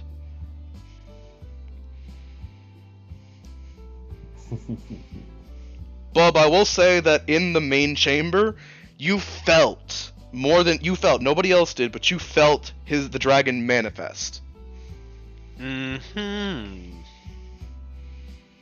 Okay. Which would have put you a bit on edge. I forgot to ask, for Bub's sake, how do I acquire more magic in my Dragonborn form? That would have been a question to ask. Too late now. Well, that's why I asked the dragon question, but he didn't answer you. I know. Hey, that's a question for the other dragons then. That's true. Let's ask the not so honest green dragon, who just will answer whatever of whatever, or the red one, who's just like, Hey. kill you, answer, kill you, answer. I'll answer and kill you. I mean, at the Exactly. very least, he'll tell you what not to do, essentially. Yeah, basically. Anywho. Eventually, Delon, you notice that the blue dragon manages to sort of pacify the worries and fears of his kobolds. And then he just kind of looks over to you and gestures for you to return to the party.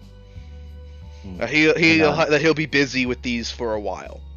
You notice that is almost all the kobolds that were within like a few mile radius are just over there with him, essentially. It's fine. But Daddy said a curse word. It's fine. Daddy was angry though. It's fine. It's okay. I was at a video game. Why is Daddy mad? I wasn't mad. We were having a conversation. Exactly, having a conversation. He's like, you don't have a corpse to clean up, do you? They look around. No. I got it. It's in the pot. The the cauldron. Yeah. And he just his hands in it. No, that's a different experiment. Get away from the pot.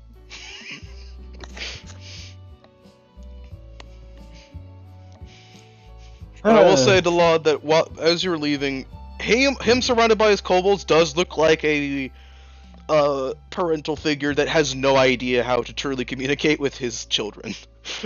Yeah. But he does try, at least. Alright. I show back up to the party. Deepest apologies. He's covered in rainwater, and it looks like his, like, what he's wearing and his red semi scarf has, like, been in the wind. Sorry about that. So Bub's like, are you okay, Delon? I sense the transformation. Yes, the blue dragon did transform. It's fine. We just had a talk. A talk. That's a relief. I asked him a personal question, one I've been questing for this entire time. He answered honestly, and now I have an additional quest on my journey.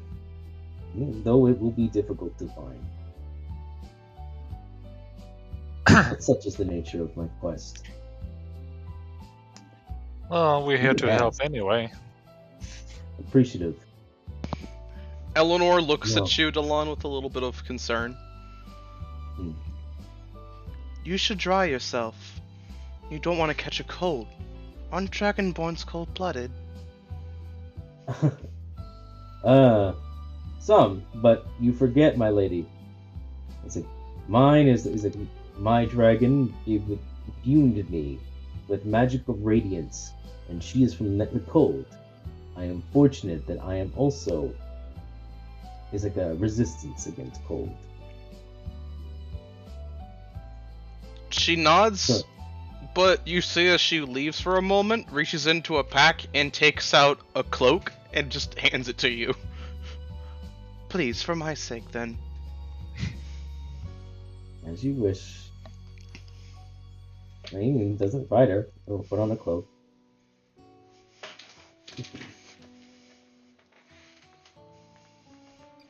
With the cloak on your person, she looks a lot more relieved. May You can I ask her ask that. what sort of question that you asked him?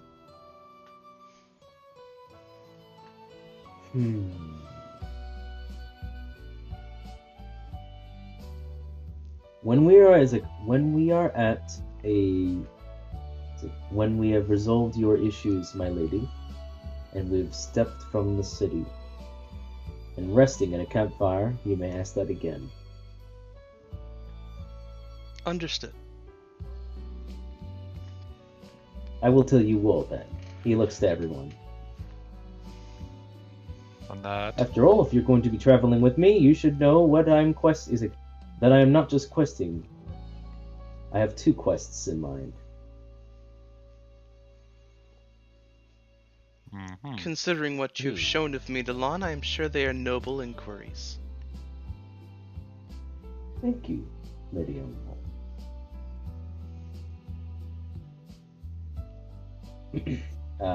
He'll glance over to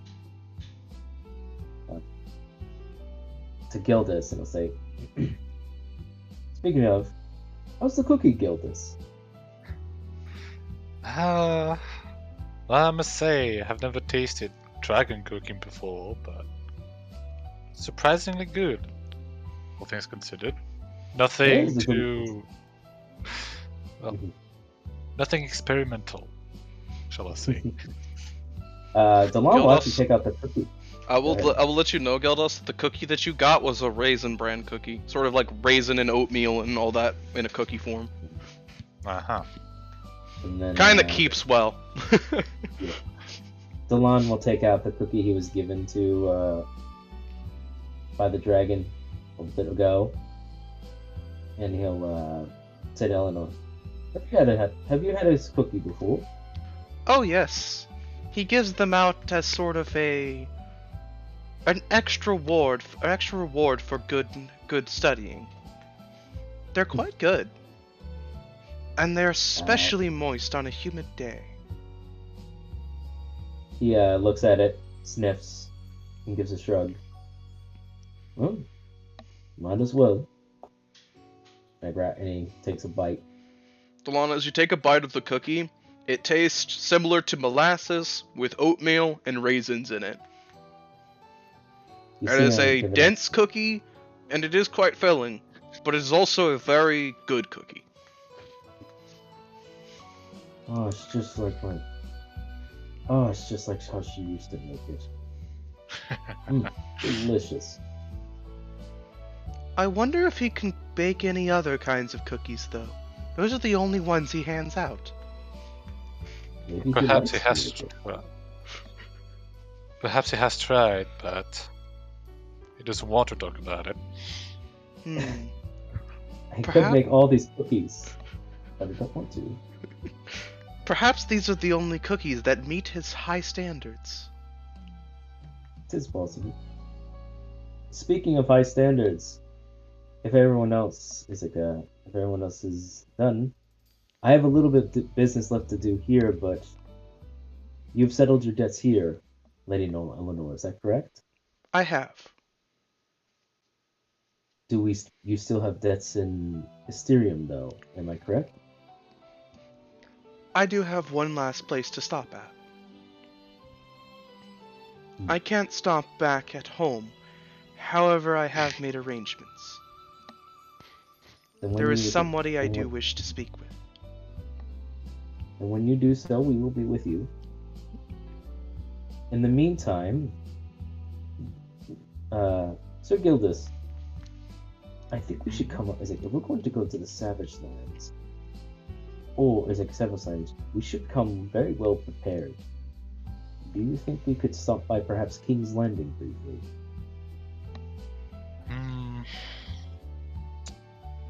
Might be possible, yes. I was just like set up like a map on the nearest table. Yeah, I'm looking at the map. Yeah. Like King's Landing is a dip down regardless. Yeah. The problem is like, yeah, exactly is the border between the Savage Lands and the King Landing? Is that like this over there? So between the Savage Lands and King's Landing, the border is essentially a very, very straight wall that starts at the very middle of this mountain range and completely reaches the other. There is a wall built by men of King's Landing to separate the Savage Lands from themselves. Got it. And then for the Asterium has a way through the mountains to the Savage Lands. This is essentially around through here. Right. And then if we wanted, we possibly could go south through Asterium, passing through Nebulum to get to King's Landing. Yes. Although that has its own issues. That would be the most well-paved, populated route. You would go basically along the roads here, winding all the way through here, then find your way to King's Landing. You would not need to actually head into Nebulum's main city itself, but you would pass through Nebulum. And Nebulum. You'd also go pretty close to the volcano. Yeah, so like. Right. So yeah, looking at the map, I'll say we could either follow the river onto King's Landing and go through the main road and probably the checkpoint, but that runs the risk of coming across Surtur. Or we could go through Nebulum, but we'll have to go through Nebulum. It would be it's like if we had Baskerville here, that might be the most advantageous. Indeed. But he seems to be privy to studying here for the time being. We can always regroup with him, but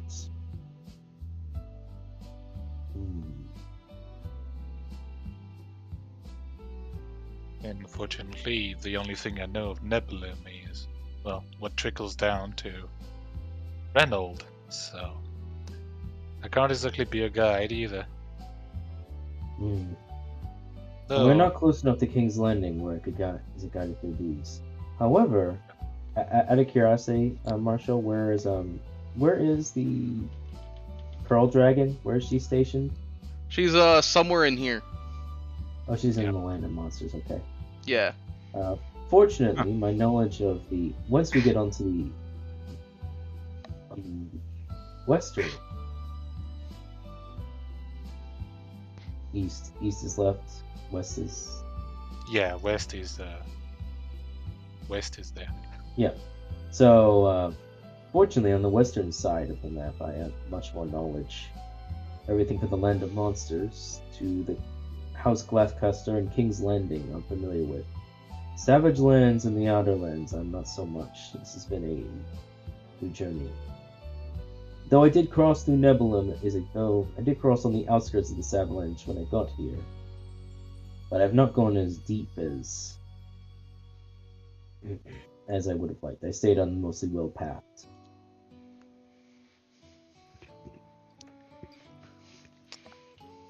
Quite frankly, my thought on King's Landing was that should we make preparation there, I feel like this is something we should do after the Savage Lands, as we most likely will be deep inside of it, and so coming out will invariably head south, probably through King's Landing, and then loop back around those mountains to the Land of Monsters.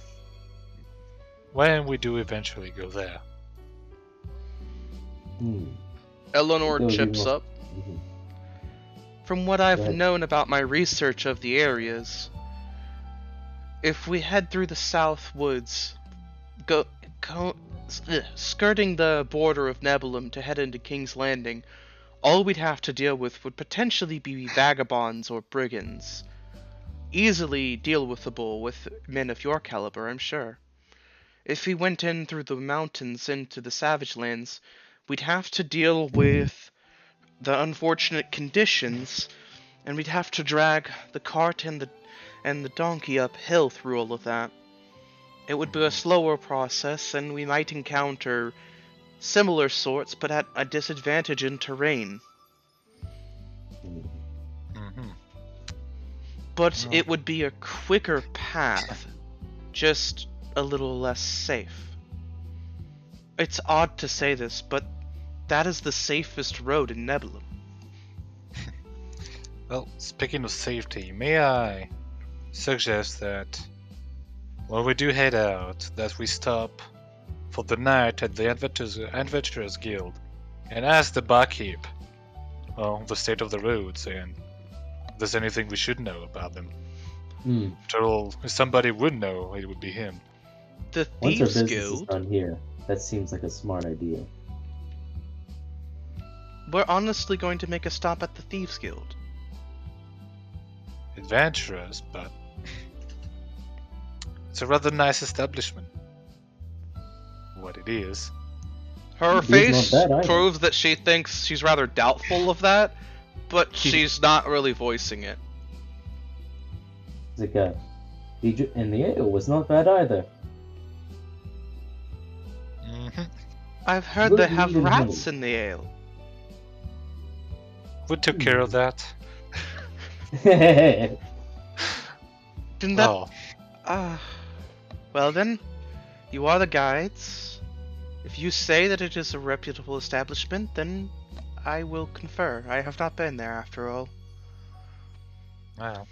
If you're still worried about the ale and the rats, then I could just suggest not to drink it. But that would be rude They to have not try wine. the establishment's self-proclaimed best item. Fair enough. It is disrespectful to the business owner to not try their best item when you stop in. That is adorable. Naivety. Then it settles it. Once we are finished business with Asterium, we will meet at the Adventures Guild. There, we can either get some additional jobs while on the road, clear up any mishaps, and continue on our journey in Eleanor. Continue our quest. Are we in agreement? Sounds like a plan. Good. The Blue Dragon, the great, will be busy for a bit. He's coming down the kobolds as best as he can. They were all worried for him. After our ECOPS conversation. I see. Seems he got quite enthusiastic. He doesn't usually let loose like that. Unfortunately, I was able to stand toe-to-toe with him. I somehow mustered up the courage to do so. Truly? It's got a raise an eyebrow, like, oh. You stared at the blue dragon in the maw and did not crumple. My, in the few times I've seen it, I have fallen to my knees every time. Truly a terrifying sight. There is a beauty in it. If you can see at the right moment. If you can focus in that moment. You'll see beyond the terror. And only see that. The way Delon talks is if he's seen something or he's done so from experience. Mhm. Cough, cough, tell. Cough, cough. What? What tell? What tell? Ugh, pray tell this. I'm gonna roll You don't something need for this, Eleanor. Batman. Go ahead. Oh. She actually She's rolled smart. good on one of her skills. Nice. Mm-hmm. So as you say that, you see her give a mysterious smile. The one that only a lady could have. I see. His eyes kind of like he tilts his head and then shakes it off. Regardless, I stub my toes. That's my questions. Unless we have additional dealings here, I'll have to see how the kobolds have held up. By tomorrow morning, they should be finished with what I asked them to do. Aye, we should leave on the morrow, in the morning, not at the current state. Traveling at dark just feels foolish. Indeed.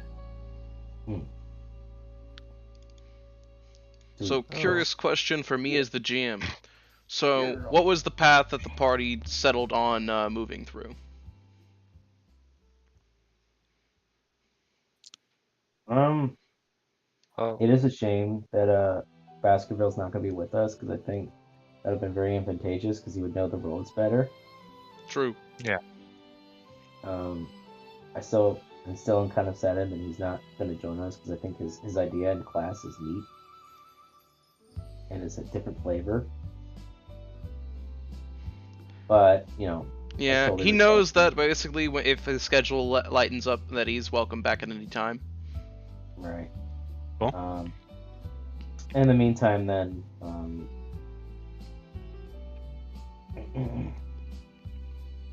I think we were going through the Nebulon path, if I recall correctly. I believe this was more like, ask for like a tertiary opinion, like the barkeep, and then like, Yeah. So basically, we were going to go with whether the barkeep advised based on the conditions of the road.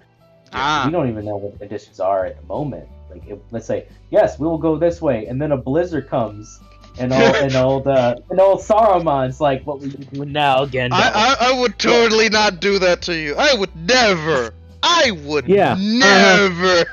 Yeah. Oh, man. So we're gonna do the adventure. We're gonna go to the Adventurers Guild as soon as we're done with the Asterium stuff, and be like, "Hey, barkeep, how are the conditions on the road right now? And which one can we easily go through?" That's what That- we'll do. That makes perfect sense. I like that idea a lot. Alrighty That's then. basically what me and Rem were basically talking about. yeah. True. Besides, I have a package at the inn anyway, so I need to. Exactly. Yeah. Exactly. So I got damaged. You have to send it back to Amazon. Hey, the actual Amazon, you know. Come on, don't make me bring out the Dragon's Crown Pro Amazons into this. Oh the Lord. But you know what? It's God, so much. So much. There's a lot there to handle. That is true. There is a lot to handle. Oh my God. God bless that game though. That game has it's exaggerated in the best way. Everyone is exaggerated. The True, women are it's exaggerated amazing. and the men are exaggerated. But alrighty. So, as you all sort of using your scholarships and your paid time essentially at the college, you rest up for one last night before preparing to head off in the morning. You leave the college and before you head off to Lawn, you don't even need to look for the kobolds. They come rushing over to you with papers wrapped in twine. Mhm. And there's a quill conveniently wrapped with the papers.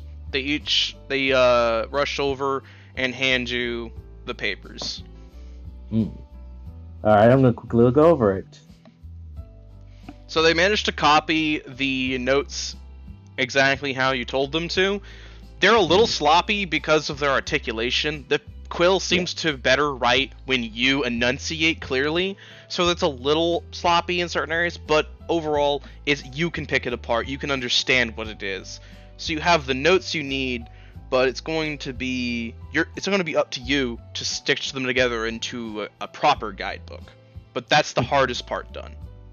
Yep. That's just all I wanted. I wanted the menial stuff, then I can personalize it and then start selling it. After they hand it to you, you see as they immediately hold their claws out. The three of them. All right. For payment. Exactly. Let's see, I gave you 6 coins at this point. Here, and I promised 10. So 1, 2, 3. He hands 1 coin to each. And the last silver is to be split between you 3. They look at each other, and then they start counting. How much copper is that? And one of them chips up. 100 split between us all is... Bob! Alright, Do the math for us, you're better at counting! Lord. Alright, at this point, I'll be nice. I'm gonna be a nice Dragonborn. I procure 2 more coins. Made instead of 10, it's 12. They look at you in surprise, take them excitedly, and they rush off for a moment. And then, as you're turning around, you hear rushing back, and there are some bags placed at your feet in thanks. As you look through them, they're bags filled with cookies. I'm gonna take them. They're mine now. All mine. So you have essentially 3 small bags of rations, which are just like super nutritious, dense cookies. Cool. I'm tossing them in the bag of holding. May we have a cart? Yes, but the bag of holding makes them last. Not wrong. It is kind of like a stasis position. It is basically a stasis, so it's like, fresh cookies into the bag of holding. Into the refrigerator. Into the refrigerator. Oh, it's still warm. It's literally as if you took them out of the oven. God bless bags of holdings and that stupid magic. I'm having a good time. I'm sorry. The party goes through, leaves the college at the lead of Eleanor, leads you through the city of Asterium, and then she stops and heads towards a small, very small establishment. It's actually so small it doesn't have a sign out front. It looks like a small house. She knocks on the door, and what looks like a handmaiden of some sort, a woman in an apron, comes over. She bows very low and allows Eleanor into the room. Eleanor looks behind her at all of you and silently gestures for you to come in. Okay. So once you enter into the room, you find that it is an establishment, but it isn't. It is essentially a small farmer's house that deals in collectible pressed flowers. Exotic pressed flowers from all over. It's the type of place that only somebody who has this hobby would know where it is. And in the room, you find that Eleanor is staring at her mother, who is in the corner of the room. She puts down a teacup and smiles at her and then the party.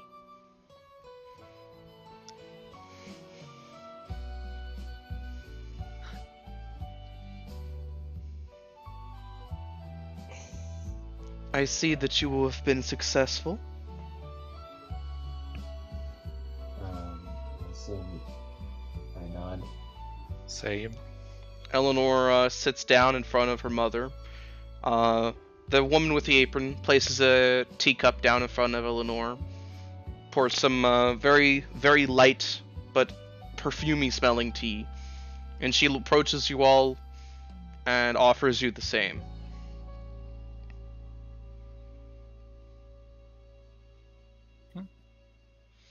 All right.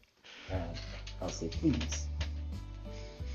So once after that, she hands you all some tea as well, and there's a bit of an awkward silence between Eleanor and her mother before her mother speaks up again. I apologize about being cut off, Eleanor. Know that I do not care for you any less. It is simply that it is how your father wishes for you to prove that you can do it. I understand, but so hasty. I was not even allowed to pay for the provisions first. How am I to leave prepared and safe to come back to him if I can't even use the last remaining resources I have here first? Eleanor's mother just gives a very mysterious smile. Well, you must be more frugal, Eleanor. You wanted to go out and hone your skills, as well as prove that you can handle yourself out there, and come back with more than you left with. It would be very difficult for you to come back with more if you left with plenty. Additionally, you can practice your spending habits. Eleanor just looks defeated at she says that. Is this about... That's not about that. But we needed the greenhouse. A third greenhouse, Eleanor. Yes! And the other two were not enough. No! They were filled. I needed one more. And then it would be another one, and another one. I understand you know how money works, Eleanor, but you must get used to spending less.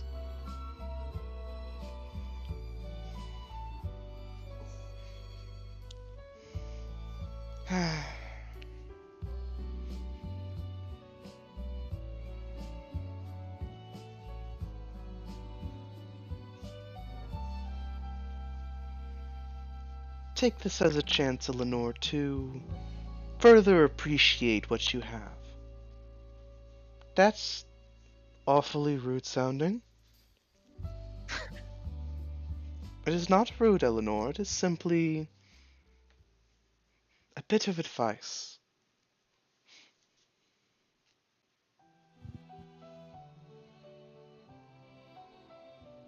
Eleanor just has a deadpan look as she's looking at her mother.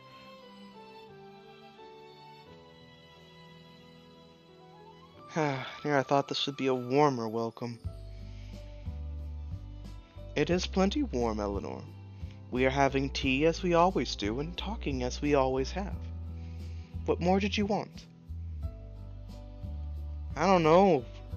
Good graces, welcome back, good luck out there, here's a hug, I don't know, something.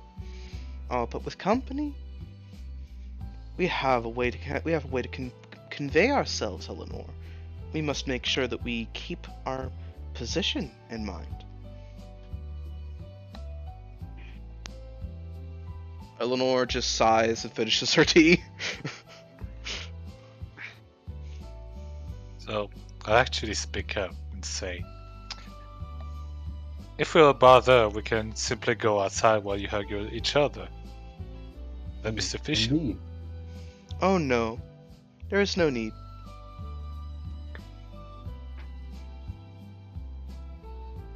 Thank you for the offer. As for the lot of you, I appreciate you going out of your way to help my dear Eleanor. And I would very much appreciate if you all continued to help her when out and about.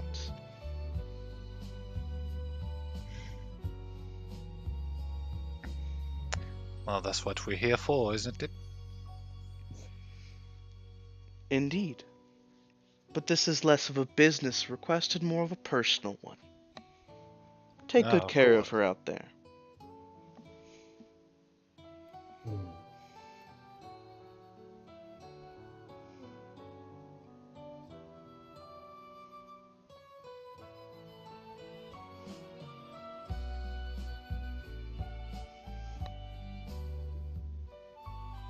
We will. Don't worry.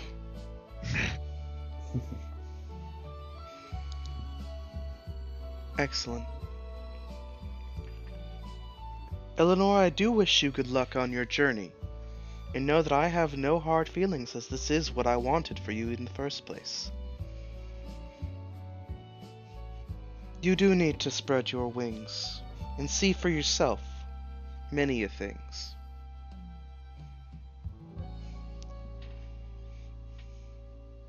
Eleanor nods. Thank you.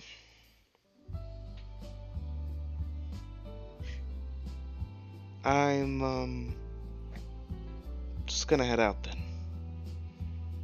Do be safe, and remember to write.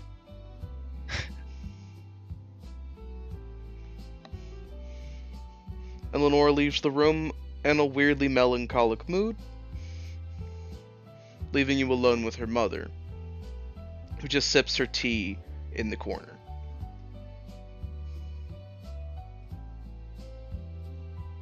I'm gonna roll. That's motive. Yeah, since yeah. I guess in this 'cause- game it's insight.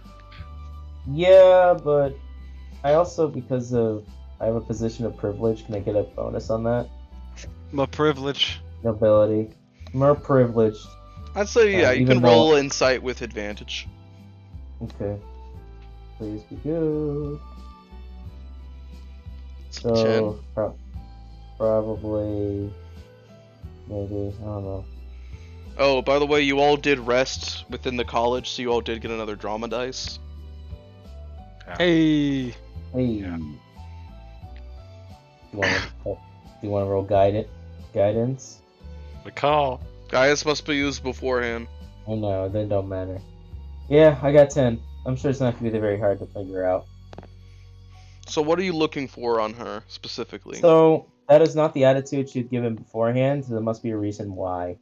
There was certain mannerisms when they first met, but when it's came to Elmore, she was a lot more warm.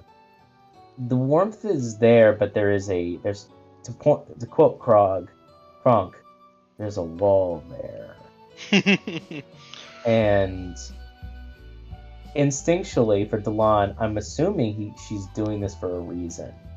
So that's She very basically his much insight. is doing this for a reason. There is definitely something different. Hmm. Your familiarity with nobles, you recognize when a noble is holding themselves back for some reason.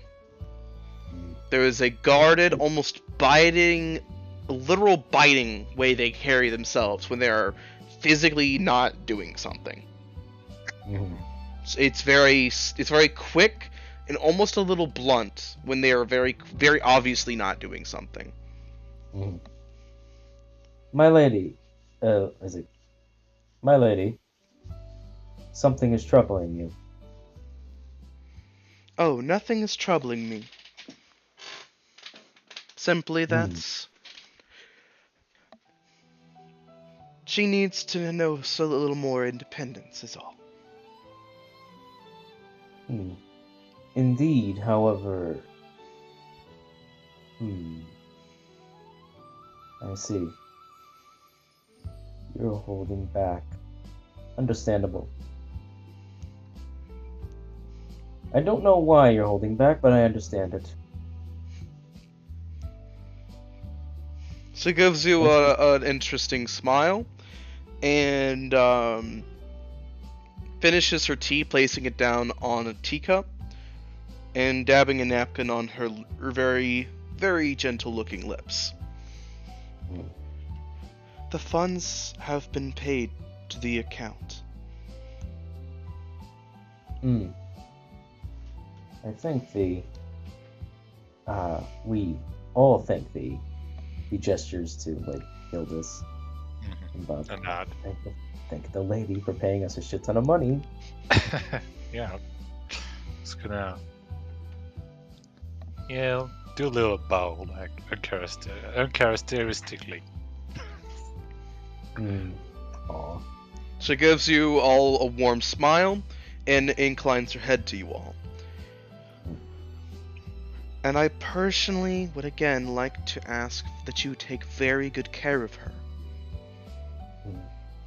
I am relying on you all to keep her safe and out of as much harm's way as you can. Do not baby her, but also please just make sure she's safe. Right. She will be treated as she is. If I may ask then, there is something I've asked. You mentioned you have a skill in gardening. Is that a family metric or a personal one? I would suppose it is a matter of both. Appreciative. He takes out a little note. I hope it isn't too much. And you are asking a personal favor, so if I may ask boldly, my sister is very interested in certain types of flowers. I saw the most beautiful flower on the door of Eleanor's room. Could I perhaps get one so I might give it to her when I return home, that is?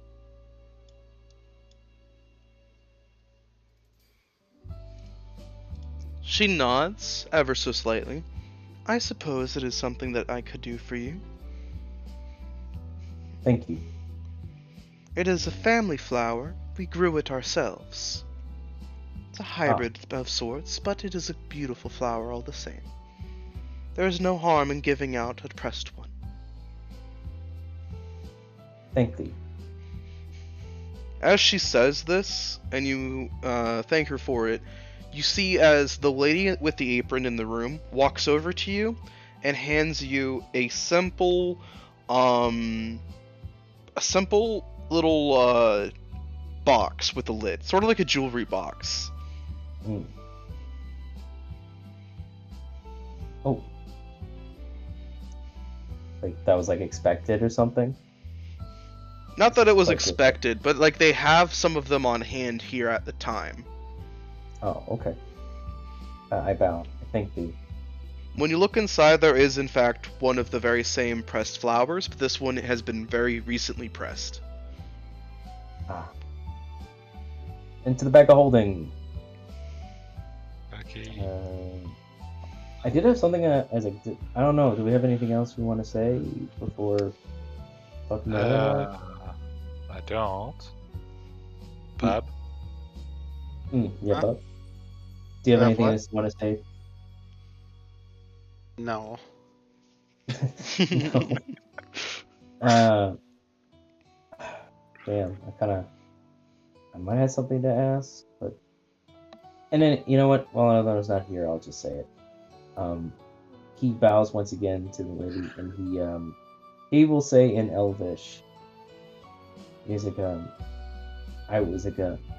daughter will be fine in our care. Whatever is holding you back. No, she will be well. And I bow, and I'll make my leave. As you were leaving, you hear in Elvish almost on the wind. It's so faint. And it's very simple. It is simply a thank you.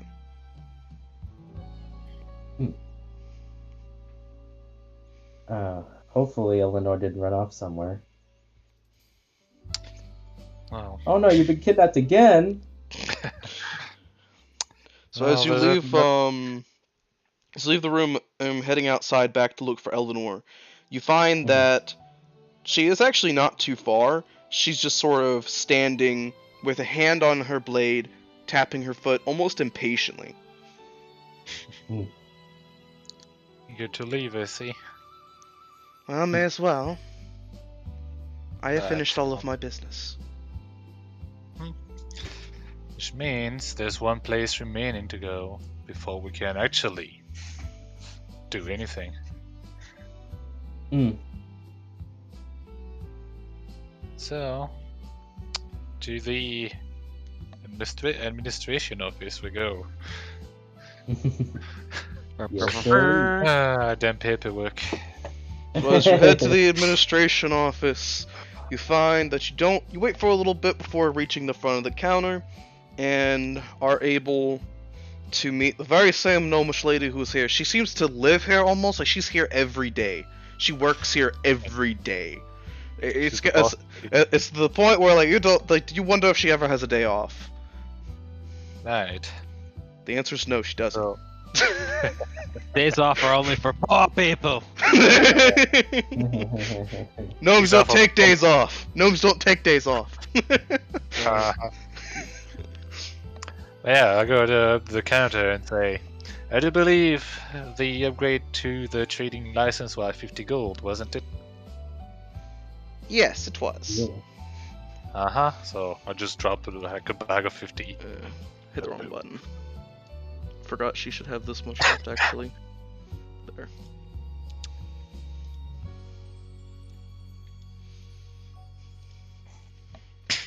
So as you drop the bag of 50 gold on the counter, the gnomish woman briefly strokes her little brow, bushy brows, and little beard of mustache, begins counting the coins individually, very slow but purposeful fashion to make sure that everybody sees which coins are in which pile and nothing's being miscounted. It's very methodical, actually. Well, as she does that, I'm gonna ask, besides the money, is there anything else you specifically need? I know contacts, coordinates, or... No, not unless you are opening a stall here of some sort. If you have a stall, then we will attach the stall to your trading license here as a establishment that you own.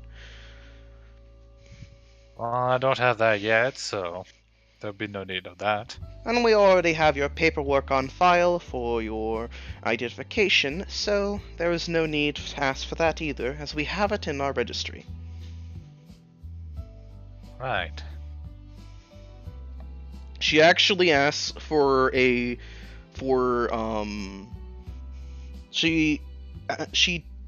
so what she does is she reaches under the table, grabs a slip, sort of a piece of paper, and then stamps it, and you see that it has your name on it, Gildos, as well as your affiliation to the college, as well as a member of the Faith of Frigid on it.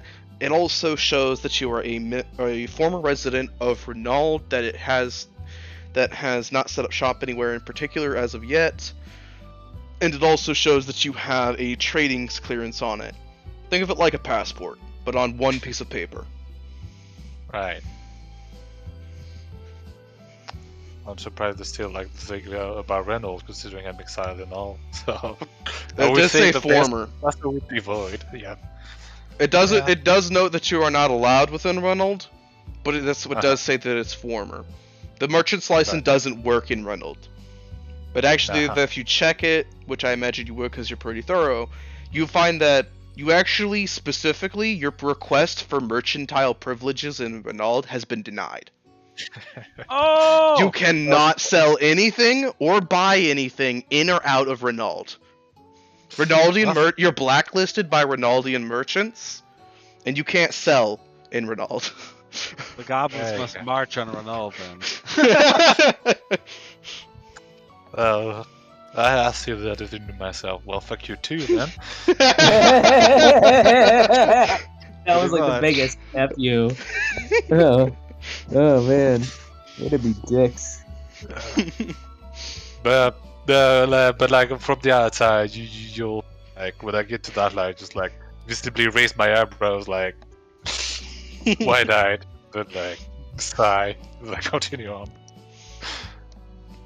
Then, well, It seems everything is in order, so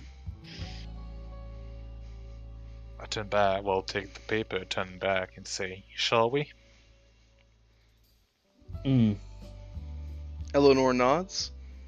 Let's. And with that, the party heads off, leaving Asterium, making their way outside of it. Stop briefly at the gate as they are given. They're asked for their information as they leave. Simple showing of it lets them through, and you begin making your way outside. You make your way to the Adventurers Tavern, correct? Yep. Yep. All right. So you follow the path leading through the groundwork over to where the farmland is, where the Adventurers Guild is situated, and a small little tavern sitting on farmland, surrounded by farmers on all sides, essentially. When you arrive in, give me a moment.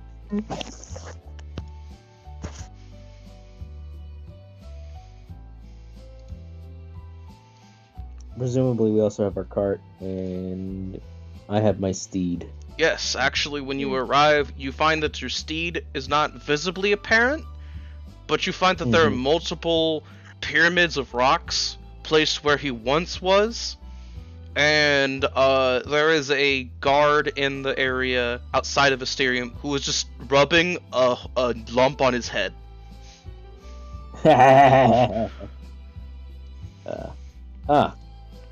A good man, are you alright? Yeah, just a rock came flying out of the woods, it just hit me on my head. I'm terribly sorry. When I went over to investigate, there was just a knocked over pile of stones. And I swear I heard a laughter. Indeed. Might I suggest wearing a helmet next time? It's in the shop. Unfortunate. Fortunate. Alright, knowing he's around, he's like, Alright. Delon will help the man to his feet. He accepts your help and dusts himself off, giving you a nod. Thanks for that. Keep a lookout. There's ghosts in the woods or something. And they like throwing rocks. Damn trickster spirits. As he walks away, your horse trots back out, looking very proud of itself. Velase. Why? Come here, you rascal. You see, as it doesn't come immediately, and then as if it's thinking about it, like, and then it trots over. Attaboy is a attaboy. Causing too much trouble for the gods could get you in trouble. Play nice. You're gonna see the horse very visibly roll its eyes. Play gently then. The man wasn't wearing his helmet. It just seems to smile. I swear it's winking at you. Alright. Of course. You all know my horse, of course, but I don't think you've heard his name. This is my horse, this is my counterpart. Velase.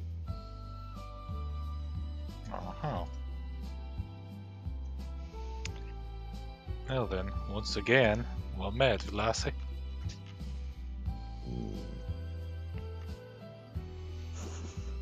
I know this is Eleanor's first time.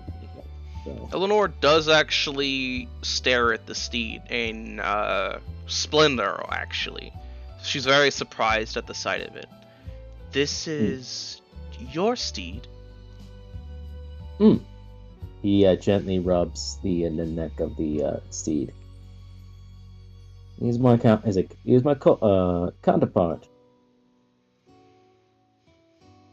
My stalwart ally. He's been with me on my journey. since before I even became a Dragonborn. I see. Do you know the worth of this steed? Do you know of its significance? He is a Valyrian steed.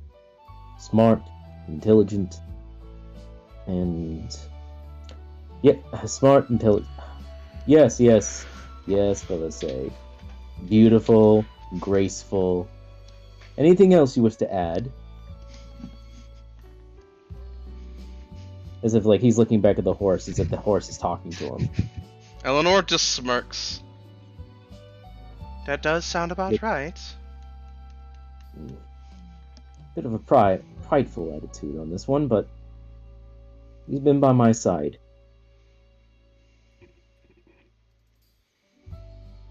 He's been a good friend. Well, you best keep such a creature close. They are the most steadfast of allies, and they do not attach themselves to others blindly. Indeed. Well, we have a journey to take and a guild to get to. And he's gonna hop on, that's it. Which, for my class, has been a long time coming, because he basically works with him, so I've been at a semi-disadvantage not being on my horse. Indeed, but you have not been useless. No, far from it. So as you hop onto the horse, Eleanor watches you do so with apparent interest, more so with the steed and seeing you on the steed than anything. But eventually she lets you all lead the way as she mans the cart with the donkey. I was about to ask, so take care of it. Mm-hmm. Yeah, I was about to ask, we have the cart and donkey? So you all make your way to down the forested road. That's something I did forget to do. Whoopsie. I'll just do this for now. Placeholder, no jutsu.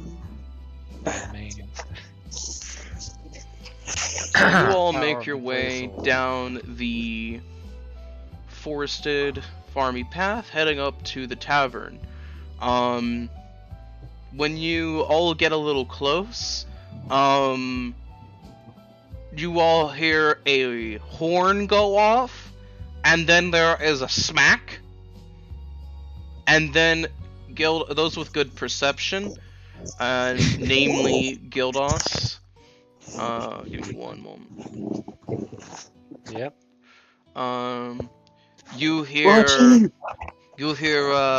don't sound war horn!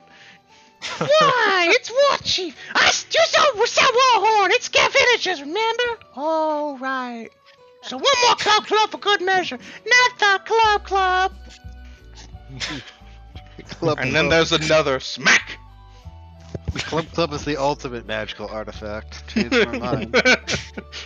I cannot wait for when that little goblin that's their holy weapon. Yeah. Club. A goblin holy weapon. An oxymoron if I've ever heard it. That's a goblin holy weapon? So I said to what the horn say, don't be too harsh on him. As you say this, Gildos, you hear a shout from up above. I wasn't! Mm-hmm. And as you get closer to the tavern, you see that there has been a slight change. There is a flag on top of the tavern that shows an emblem of Bridget on it, and there's two goblins sitting on top of the tavern with their legs dangling over the side, and they're waving down at you. It's gonna wave. I'm like, just what did I do? What did I do?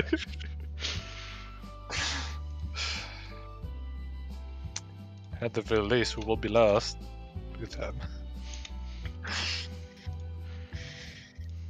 So finally, you step into the tavern, and I can quit stalling. When you step inside, you see that it's very sparse actually. There's not too many people here. There's a few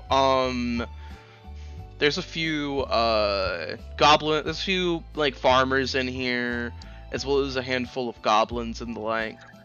Most notably are goblins behind the counter or moving about with the tavern over. Like, there's a goblin in front of this, essentially preparing some food. There's some other goblins around him doing the same. And there's a few goblins that seem to walk in and out of the cellar. The tavern owner just watches them, like, with a eagle-eyed, very stern gaze, as if he doesn't trust them, but they haven't done anything yet. Mm-hmm. You also notice that Filcher is in the corner with, what was his name? Shiza as well, in their usual spot. Just Kendra, man.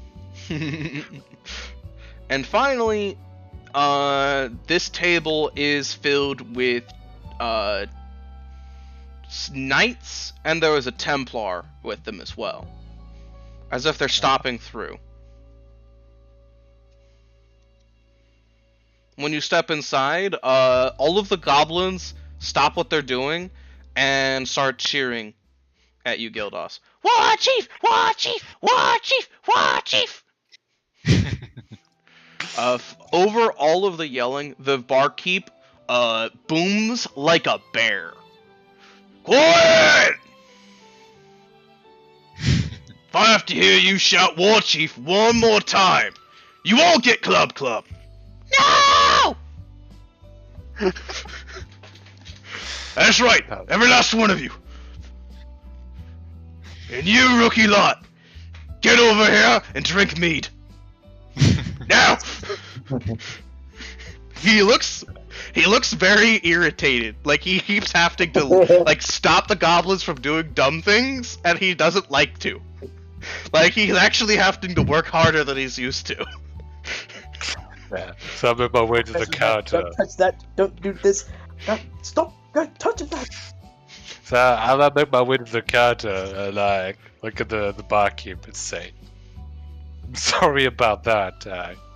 Well, originally there were 7 goblins. I'd never imagined it would, well, turn out like that." Well, you should always know that when there's one goblin, there's at least 30 more hiding where you can't see them. Still.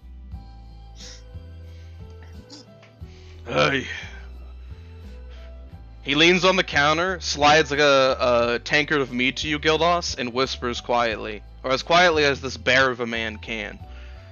No, I won't lie. They're hard fucking workers. Just a shame that they don't know what they're working on. But they're hard working the same. They'll work themselves to the bone, even if they have no idea what they're doing. That's a laugh. Yeah. The human condition, really. Eleanor looks at the stool and sits down on it, and is looking around, sort of very clearly unused to this place and how rowdy it is. Pardon me, lass. If you want to put a job, you'll have to tell me about it. It comes in 3 factions. We got a difficulty tier here, and I will decide it and give you a cost of it based off the deeds of the job. Oh, no. I am not here to post a job for your guild. Oh, we don't need a bar. We don't need a barmaid. It would be a distraction. No offense. No, that is not what I am here for either. Oh, well, I didn't take you to want the mead, but if you want mead, I'll gladly give you some. 1 mead, please. He slides her over a tankard of mead. And she puts down the payment for it, She just plops down a silver, and he just raises an eyebrow, but doesn't say no, and just takes it. And then like Delon's he'll glance over, and he'll just like, kind of like with a gesture of like 2 fingers, like to give the rest. So like, get 2 meads. Yeah. Basically, So pay like that's the full amount. That's basically what I'm saying. Have her. It's like a subtle way of having her understand what she bought. You know what I mean? oh yeah. She looks at you and nods slowly. And then he hands her another one, essentially. Yeah. And then I will take that mead then. Saying, so, how's the mead? Eleanor is holding hers, but not taking a sip yet. Are there really rats in the mead? Not anymore!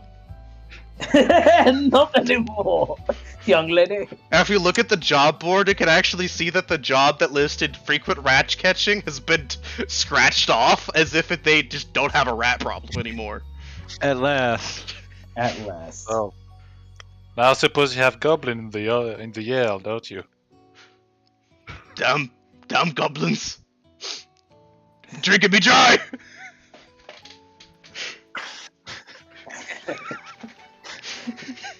Wow, they're that- like 30 pounds.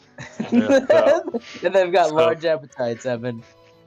They don't get paid, they don't accept payment in coin. They just want mead. No, they digest the wheat better, but they're so small because they only eat it. So yeah, I'll look at Eleanor and say, there you have it. I don't know if goblins are any better than rats for you, but... Well, one has diseases and one just doesn't bathe, so... I suppose it is slightly better. She does take a slow sip. Though she smiles at the sip as she does take it, as the sweet taste does hit her tongue. There, not. Now then, it's been a bit since you lot came in here. What have you been up to?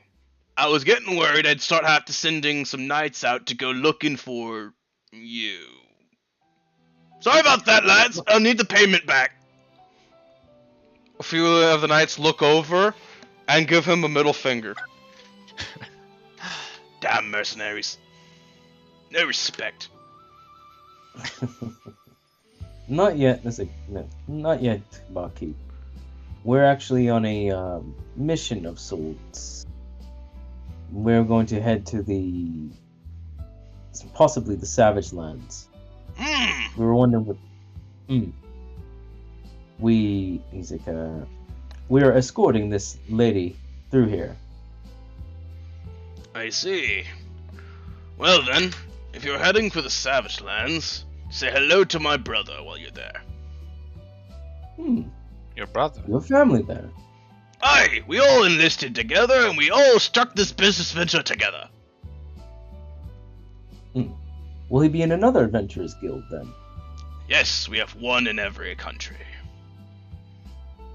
You remember the story he told you about how they basically spent all of their hard-earned money in the military to make an establishment in every country, but then they didn't have the money left to hire the infrastructure afterwards? Whoop. He tried. He raises a mead to him.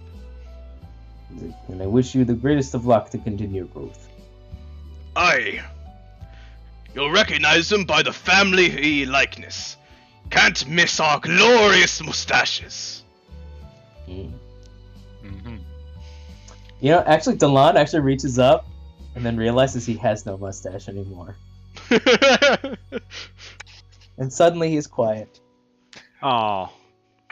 Yeah. I recognize that sigh. That's a man who shaved his mustache. No longer gonna grow one. Honestly, he chuckles. That's a damn travesty, that. And he reaches under the counter and grabs you another mead. For the mustache! Come now, darling. I'm pretty sure horns are the equivalent of mustaches for Dragon Balls. But there's something to cultivate with a mustache. Is it horns? You just have to. Is it you grind down if you need to do so? I don't need to do so at all. Isn't that cultivating, though? In Trimming some manner. beards, trimming horns. Same things, really. Perhaps. In any case, speaking of that, we were wondering at the roads ahead. We were looking at the map and we saw that we could go through Nebulum, but we also saw there was a path into the Savage Lands from Mysterium. How are the road conditions looking at this moment? That's a good question. From what I've been hearing, and from my supply lines, the path through the mountain is currently not worth investing into. I should know. My men haven't come back from the trading route.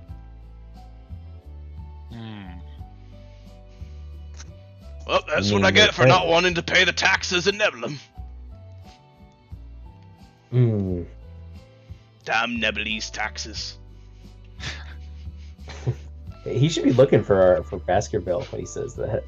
Yep. You do notice that beneath his bushy brows, his eyes are looking around the room as if wondering where that little bastard is. Our counterpart, Baskerville, is currently still at the Asterium Library. He wanted to spend more time there, so he will not be joining us on our current venture, but I'm sure we'll meet him again along the road. How convenient. Indeed. He says it without being sarcastic, genuinely. Yep, indeed. Well then, what I recommend is that you could go through the mountain pass, but I'm not entirely sure why the trade routes through there have stopped. All that I know is that no supply line that has gone through there has made it through to the other side. Or that we know of, because we haven't gotten the returnal from there. So we're being forced to send things through Nebulum. Which means we've got to pay the Nebulese tax, or send an armed guard to avoid the tax. It's not a real tax, I'm telling you this right now. Right. Delon's gonna glance to Gildas and kind of a what do you think? Well, I And was also- about to, so let's start. I'll say, concerning the trade route, I might be thinking perhaps our Red Dragonborn friend might be the cause for that. So, without really knowing what's going on there, I suggest we take the safer route. But, we do manage to find someone who actually has been through the trade route. Well, we could potentially do something about the troubles there as well. We might be merchant on an official expedition, but we are adventurous nonetheless. And I should know about the value of trade route and the flow of money. True. I can't confirm, but if you do end up heading through the mountain pass, if you find any supplies up there that have been toppled over, well, classic adventurer's etiquette would tell you that it's up for the keeping. Although, I think, given the unknown, it might be best to go through Nebulum, then King's Landing, then, once we're in the Savage Land, find out what's happening on the other side, essentially.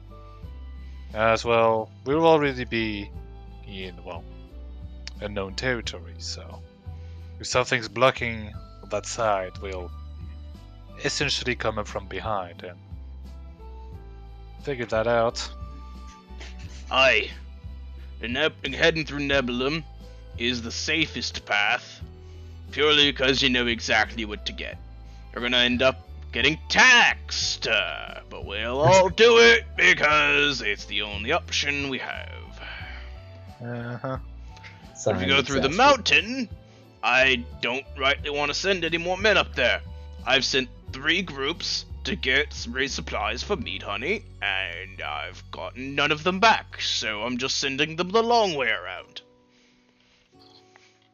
Tell me, so you've sent 3 teams. How many men? How much supplies? Well, it was more just payment to pay for my meat. It was the usual shipping route I always used. Straight through the mountain. Quick, simple, right over. Only ever had to deal with wildlife and every once in a while a few brigands. You know, send a few armed men, mercenary-likes, up there to guard the cart with the money, then it comes back over the mountain. Don't go over in the winter, go through the Nepalese countryside in the winter, cause in the winter the snow caves in and it's dead. Everything's dead, don't go there. In the meantime, it worked. It was simple and it worked. I've set the usual retinues up. A trolley with a cart with a donkey and the money for the honey and some other supplies that I'd like to have. And about 3 men guarding said cart. You know, to keep off the wilderness or the brigands. Brigands are opportunists, like, so if they see 3 well-armed individuals, they won't try it. With an army, though.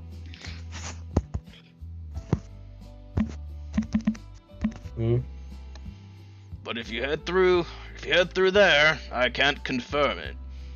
I mean, there's 4 of you. Well, yeah, she could fight, I could tell. There's 4 of you, and I'm gonna be real honest with you. I don't really think sending 1 more man will make much of a difference than sending 3 up there. This is out of game plot saying this is not a quest, don't do it. Yeah. It is potentially beneficial if you want to take the really risky route and maybe get something out of it, but it's the high risk reward thing. Right. It's like, don't recommend it, but you could if you wanted, like, to take the really risky path. I feel like we can still do it, but like I said, like from the other side, essentially. Yeah. Like, well, it depends on like how much time we take to go get around. Like, yeah, once we're in the Savage Lands, we can like find out more like what's going on inside the country. Yeah. Exactly. So like, clearly, Yeah. someone from there is blocking the passage. Like someone who would know the usual route. So. Yeah, I think probably sticking with Nebulum is probably best for now. Yeah. Just stay out of the actual heart of it. You'll know the heart, because, look, you could see the smog before you get there, okay? We'll just take the scenic route. Precisely. Stay exactly on the main road, skirt the border, and, don't, if you really want to, show a threat of force and maybe don't get taxed, or if you don't wanna and you have the coin, get taxed, go through anyways. I think if we do get taxed, it'll be on my account anyway.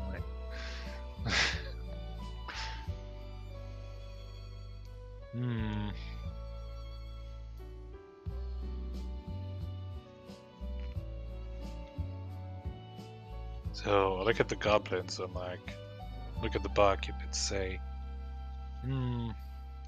another completely different subject. Don't I have a package here? Or at least one of my goblins told me. Oh, aye, yes, right. You! The one with the, you! The one with the pointy hat. One goblin comes over who's wearing like a leather cap that's just got a single spike sticking out of the top of it. None of the other goblins have helmets on or any sort of headpiece. They seem to really value wearing something on the head as a status symbol. Uh-huh.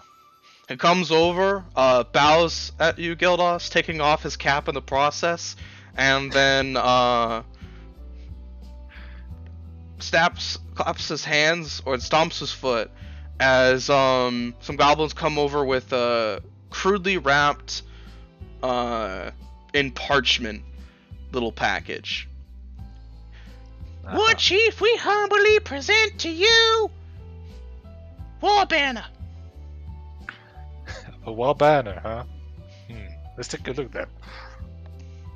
So, as you open it up, you find that it's a decently stitched together as far as goblin craftsmanship can go, from cloths and the like. Flag that you could put on like a wagon or a cart or something to show that it's like yours, and it has it is a, in true goblin fashion, a crude and also kind of freaky looking, a pink orc growling with a spiked club in one hand and a spiked shield in the other.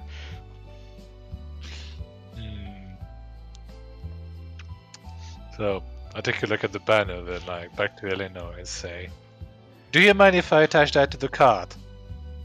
Eleanor looks at it and begins having a coughing fit, as she was drinking some meat at the time. Oh, good heavens! It's terrifying! That's the point, dummy. Get wrecked, Eleanor. That's the point, dummy. What? God, I'm scared. Pardon? You're excused.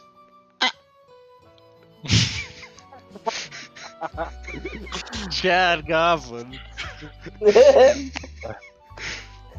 Don't mind them. But Yeah. well, might look a bit crude, but it'll be a welcome boon once we get to the land of monster. I can guarantee you. Well then, as long as you're willing to accept whatever that might incur until we get there, I see no harm in it. After all, Oh. you all did help pay for the cart, and it is all ours as well. Well, the only thing that might hanker at the moment is that I'm a war chief, so perhaps a diplomatic incident.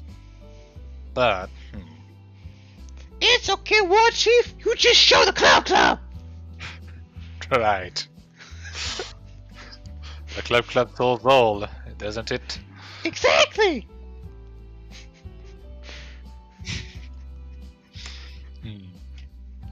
Yeah. How should I take the banner? Quickly go out, get outside, like, affix it to the cart, then come As back you're heading inside. back towards it, you actually can get a better look as you're heading back towards at the flag on the tavern. That's just a Bridget flag. It's made similarly to your war banner. It's clearly made by the goblins, but like they took a lot of time and effort to try to make it not scary. You could tell that instead of yours, which is done in the traditional goblin, like make it scary, it's like make it not scary. No, that's too scary, kind of a way. Yeah. I kinda hate my goblins. Do they do this? Yeah, I'm gonna get my smith tools out. We'll like try fix it. Like we get like our own like fucking rally cart with the sponsors on it. The first to Alrighty. make. So when you step back in and the party is sitting back in front of the tavern, the guild keeper does look at you after getting you all back and settled in. Well then, considering that you all have been up to the college, it seems, and that you've been all over Asterium and you're about to leave, it would be irresponsible of me to send you off without at least first testing to make sure that I'm not sending you off into death. So let's test that by sending you off into death. If you can survive death, then you won't die. Well, Just so happens that the farmers are having a horrible problem with their livestock. oh. What kind of problem? Some savage beasts roaming around, slaughtering their farmland animals, raiding their fields, and taking them. Something kind of intelligent, actually. Bestial, savage, but with a brain. Hmm. Not ring any bell. Look Bestial about. and savage with a brain?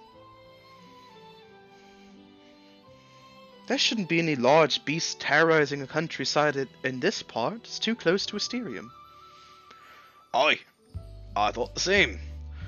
Till I saw the giant claw marks on one of the cattle.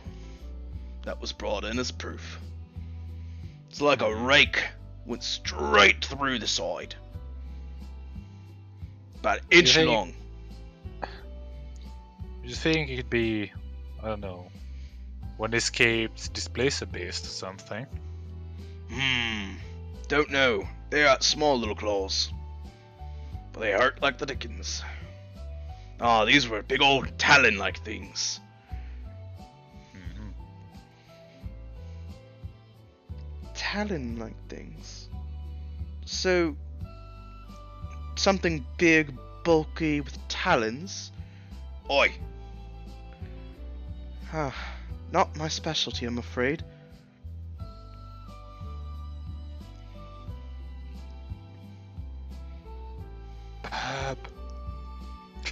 What? Sorry. You're Spaced out. through it. Druid man. They're describing a horrible beast that's big, strong, has a brain, and with big old talons on its feet. It's been clawing up beasts and stealing away the farmers' livestock and also pillaging their fields. Yeah, if somebody can assist me with this, Ah. with the help say I c- action. I would say I'd cast guidance, but I can't, so. Eleanor's proficient in nature, so she'll perform the help action for you. Cool. 25. So, Bub, as Eleanor sort of helps stitch together some ideas of like things that that nothing should like that be in Asterium, but it's specifically the brain and the savagery with talons that immediately makes you understand Bub. It's gotta be some sort of owlbear. But an intelligent one? That makes you wonder if it's an escapee from the forests outside the college. It's an owlbear, but it's intelligent, so it must have escaped from the experimental dungeons of the college. Oh, good heavens, that sounds awful. They're supposed to stay in the forests outside the college. Why would it roam so far? Well, I don't know. I don't know how they keep them in there in the first place.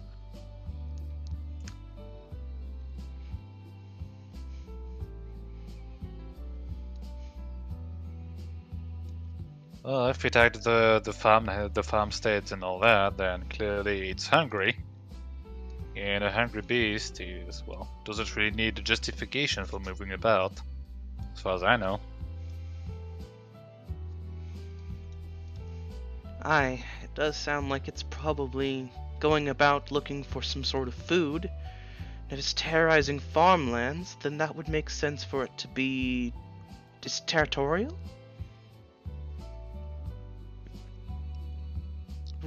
Would you say it's being territorial? Bob, you would know that owl beasts are quite territorial. Mostly revolving around their food sources. There are. It probably found a place where I can get food easily there, and has marked it as its territory. Then the farmlands are its territory. That's not good. Eleanor stands up quickly, and I'm going to make Eleanor make a roll.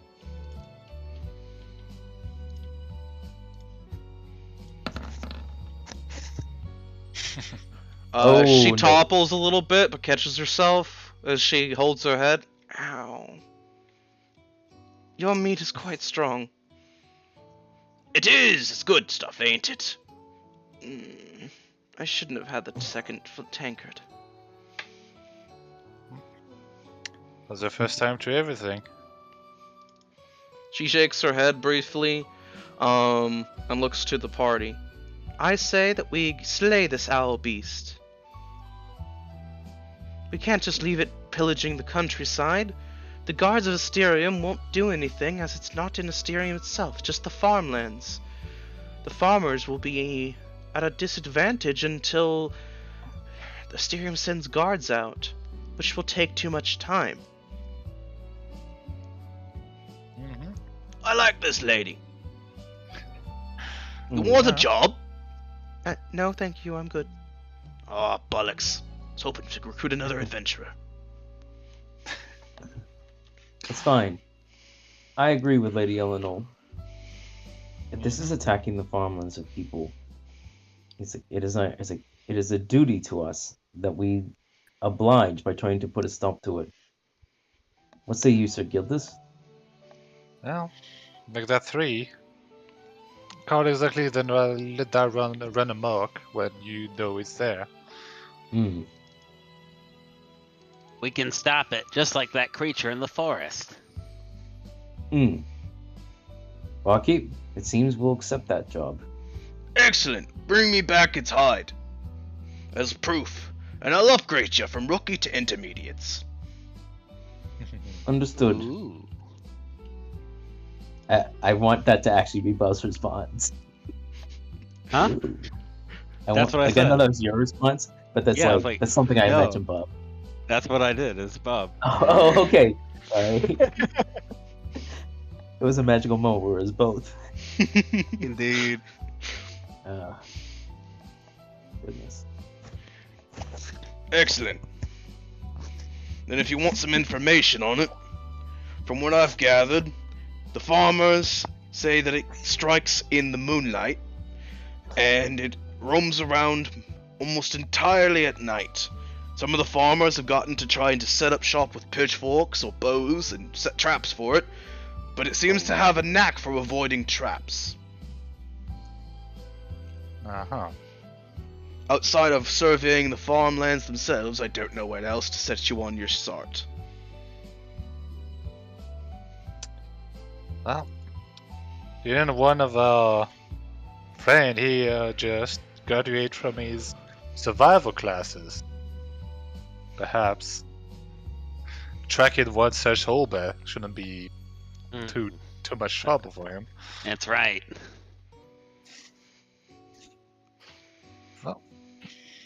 Alrighty. So as the party prepares to head off, we're gonna wrap it up here. Just before they ship off to go kill the owlbear. Thank you all for tuning in.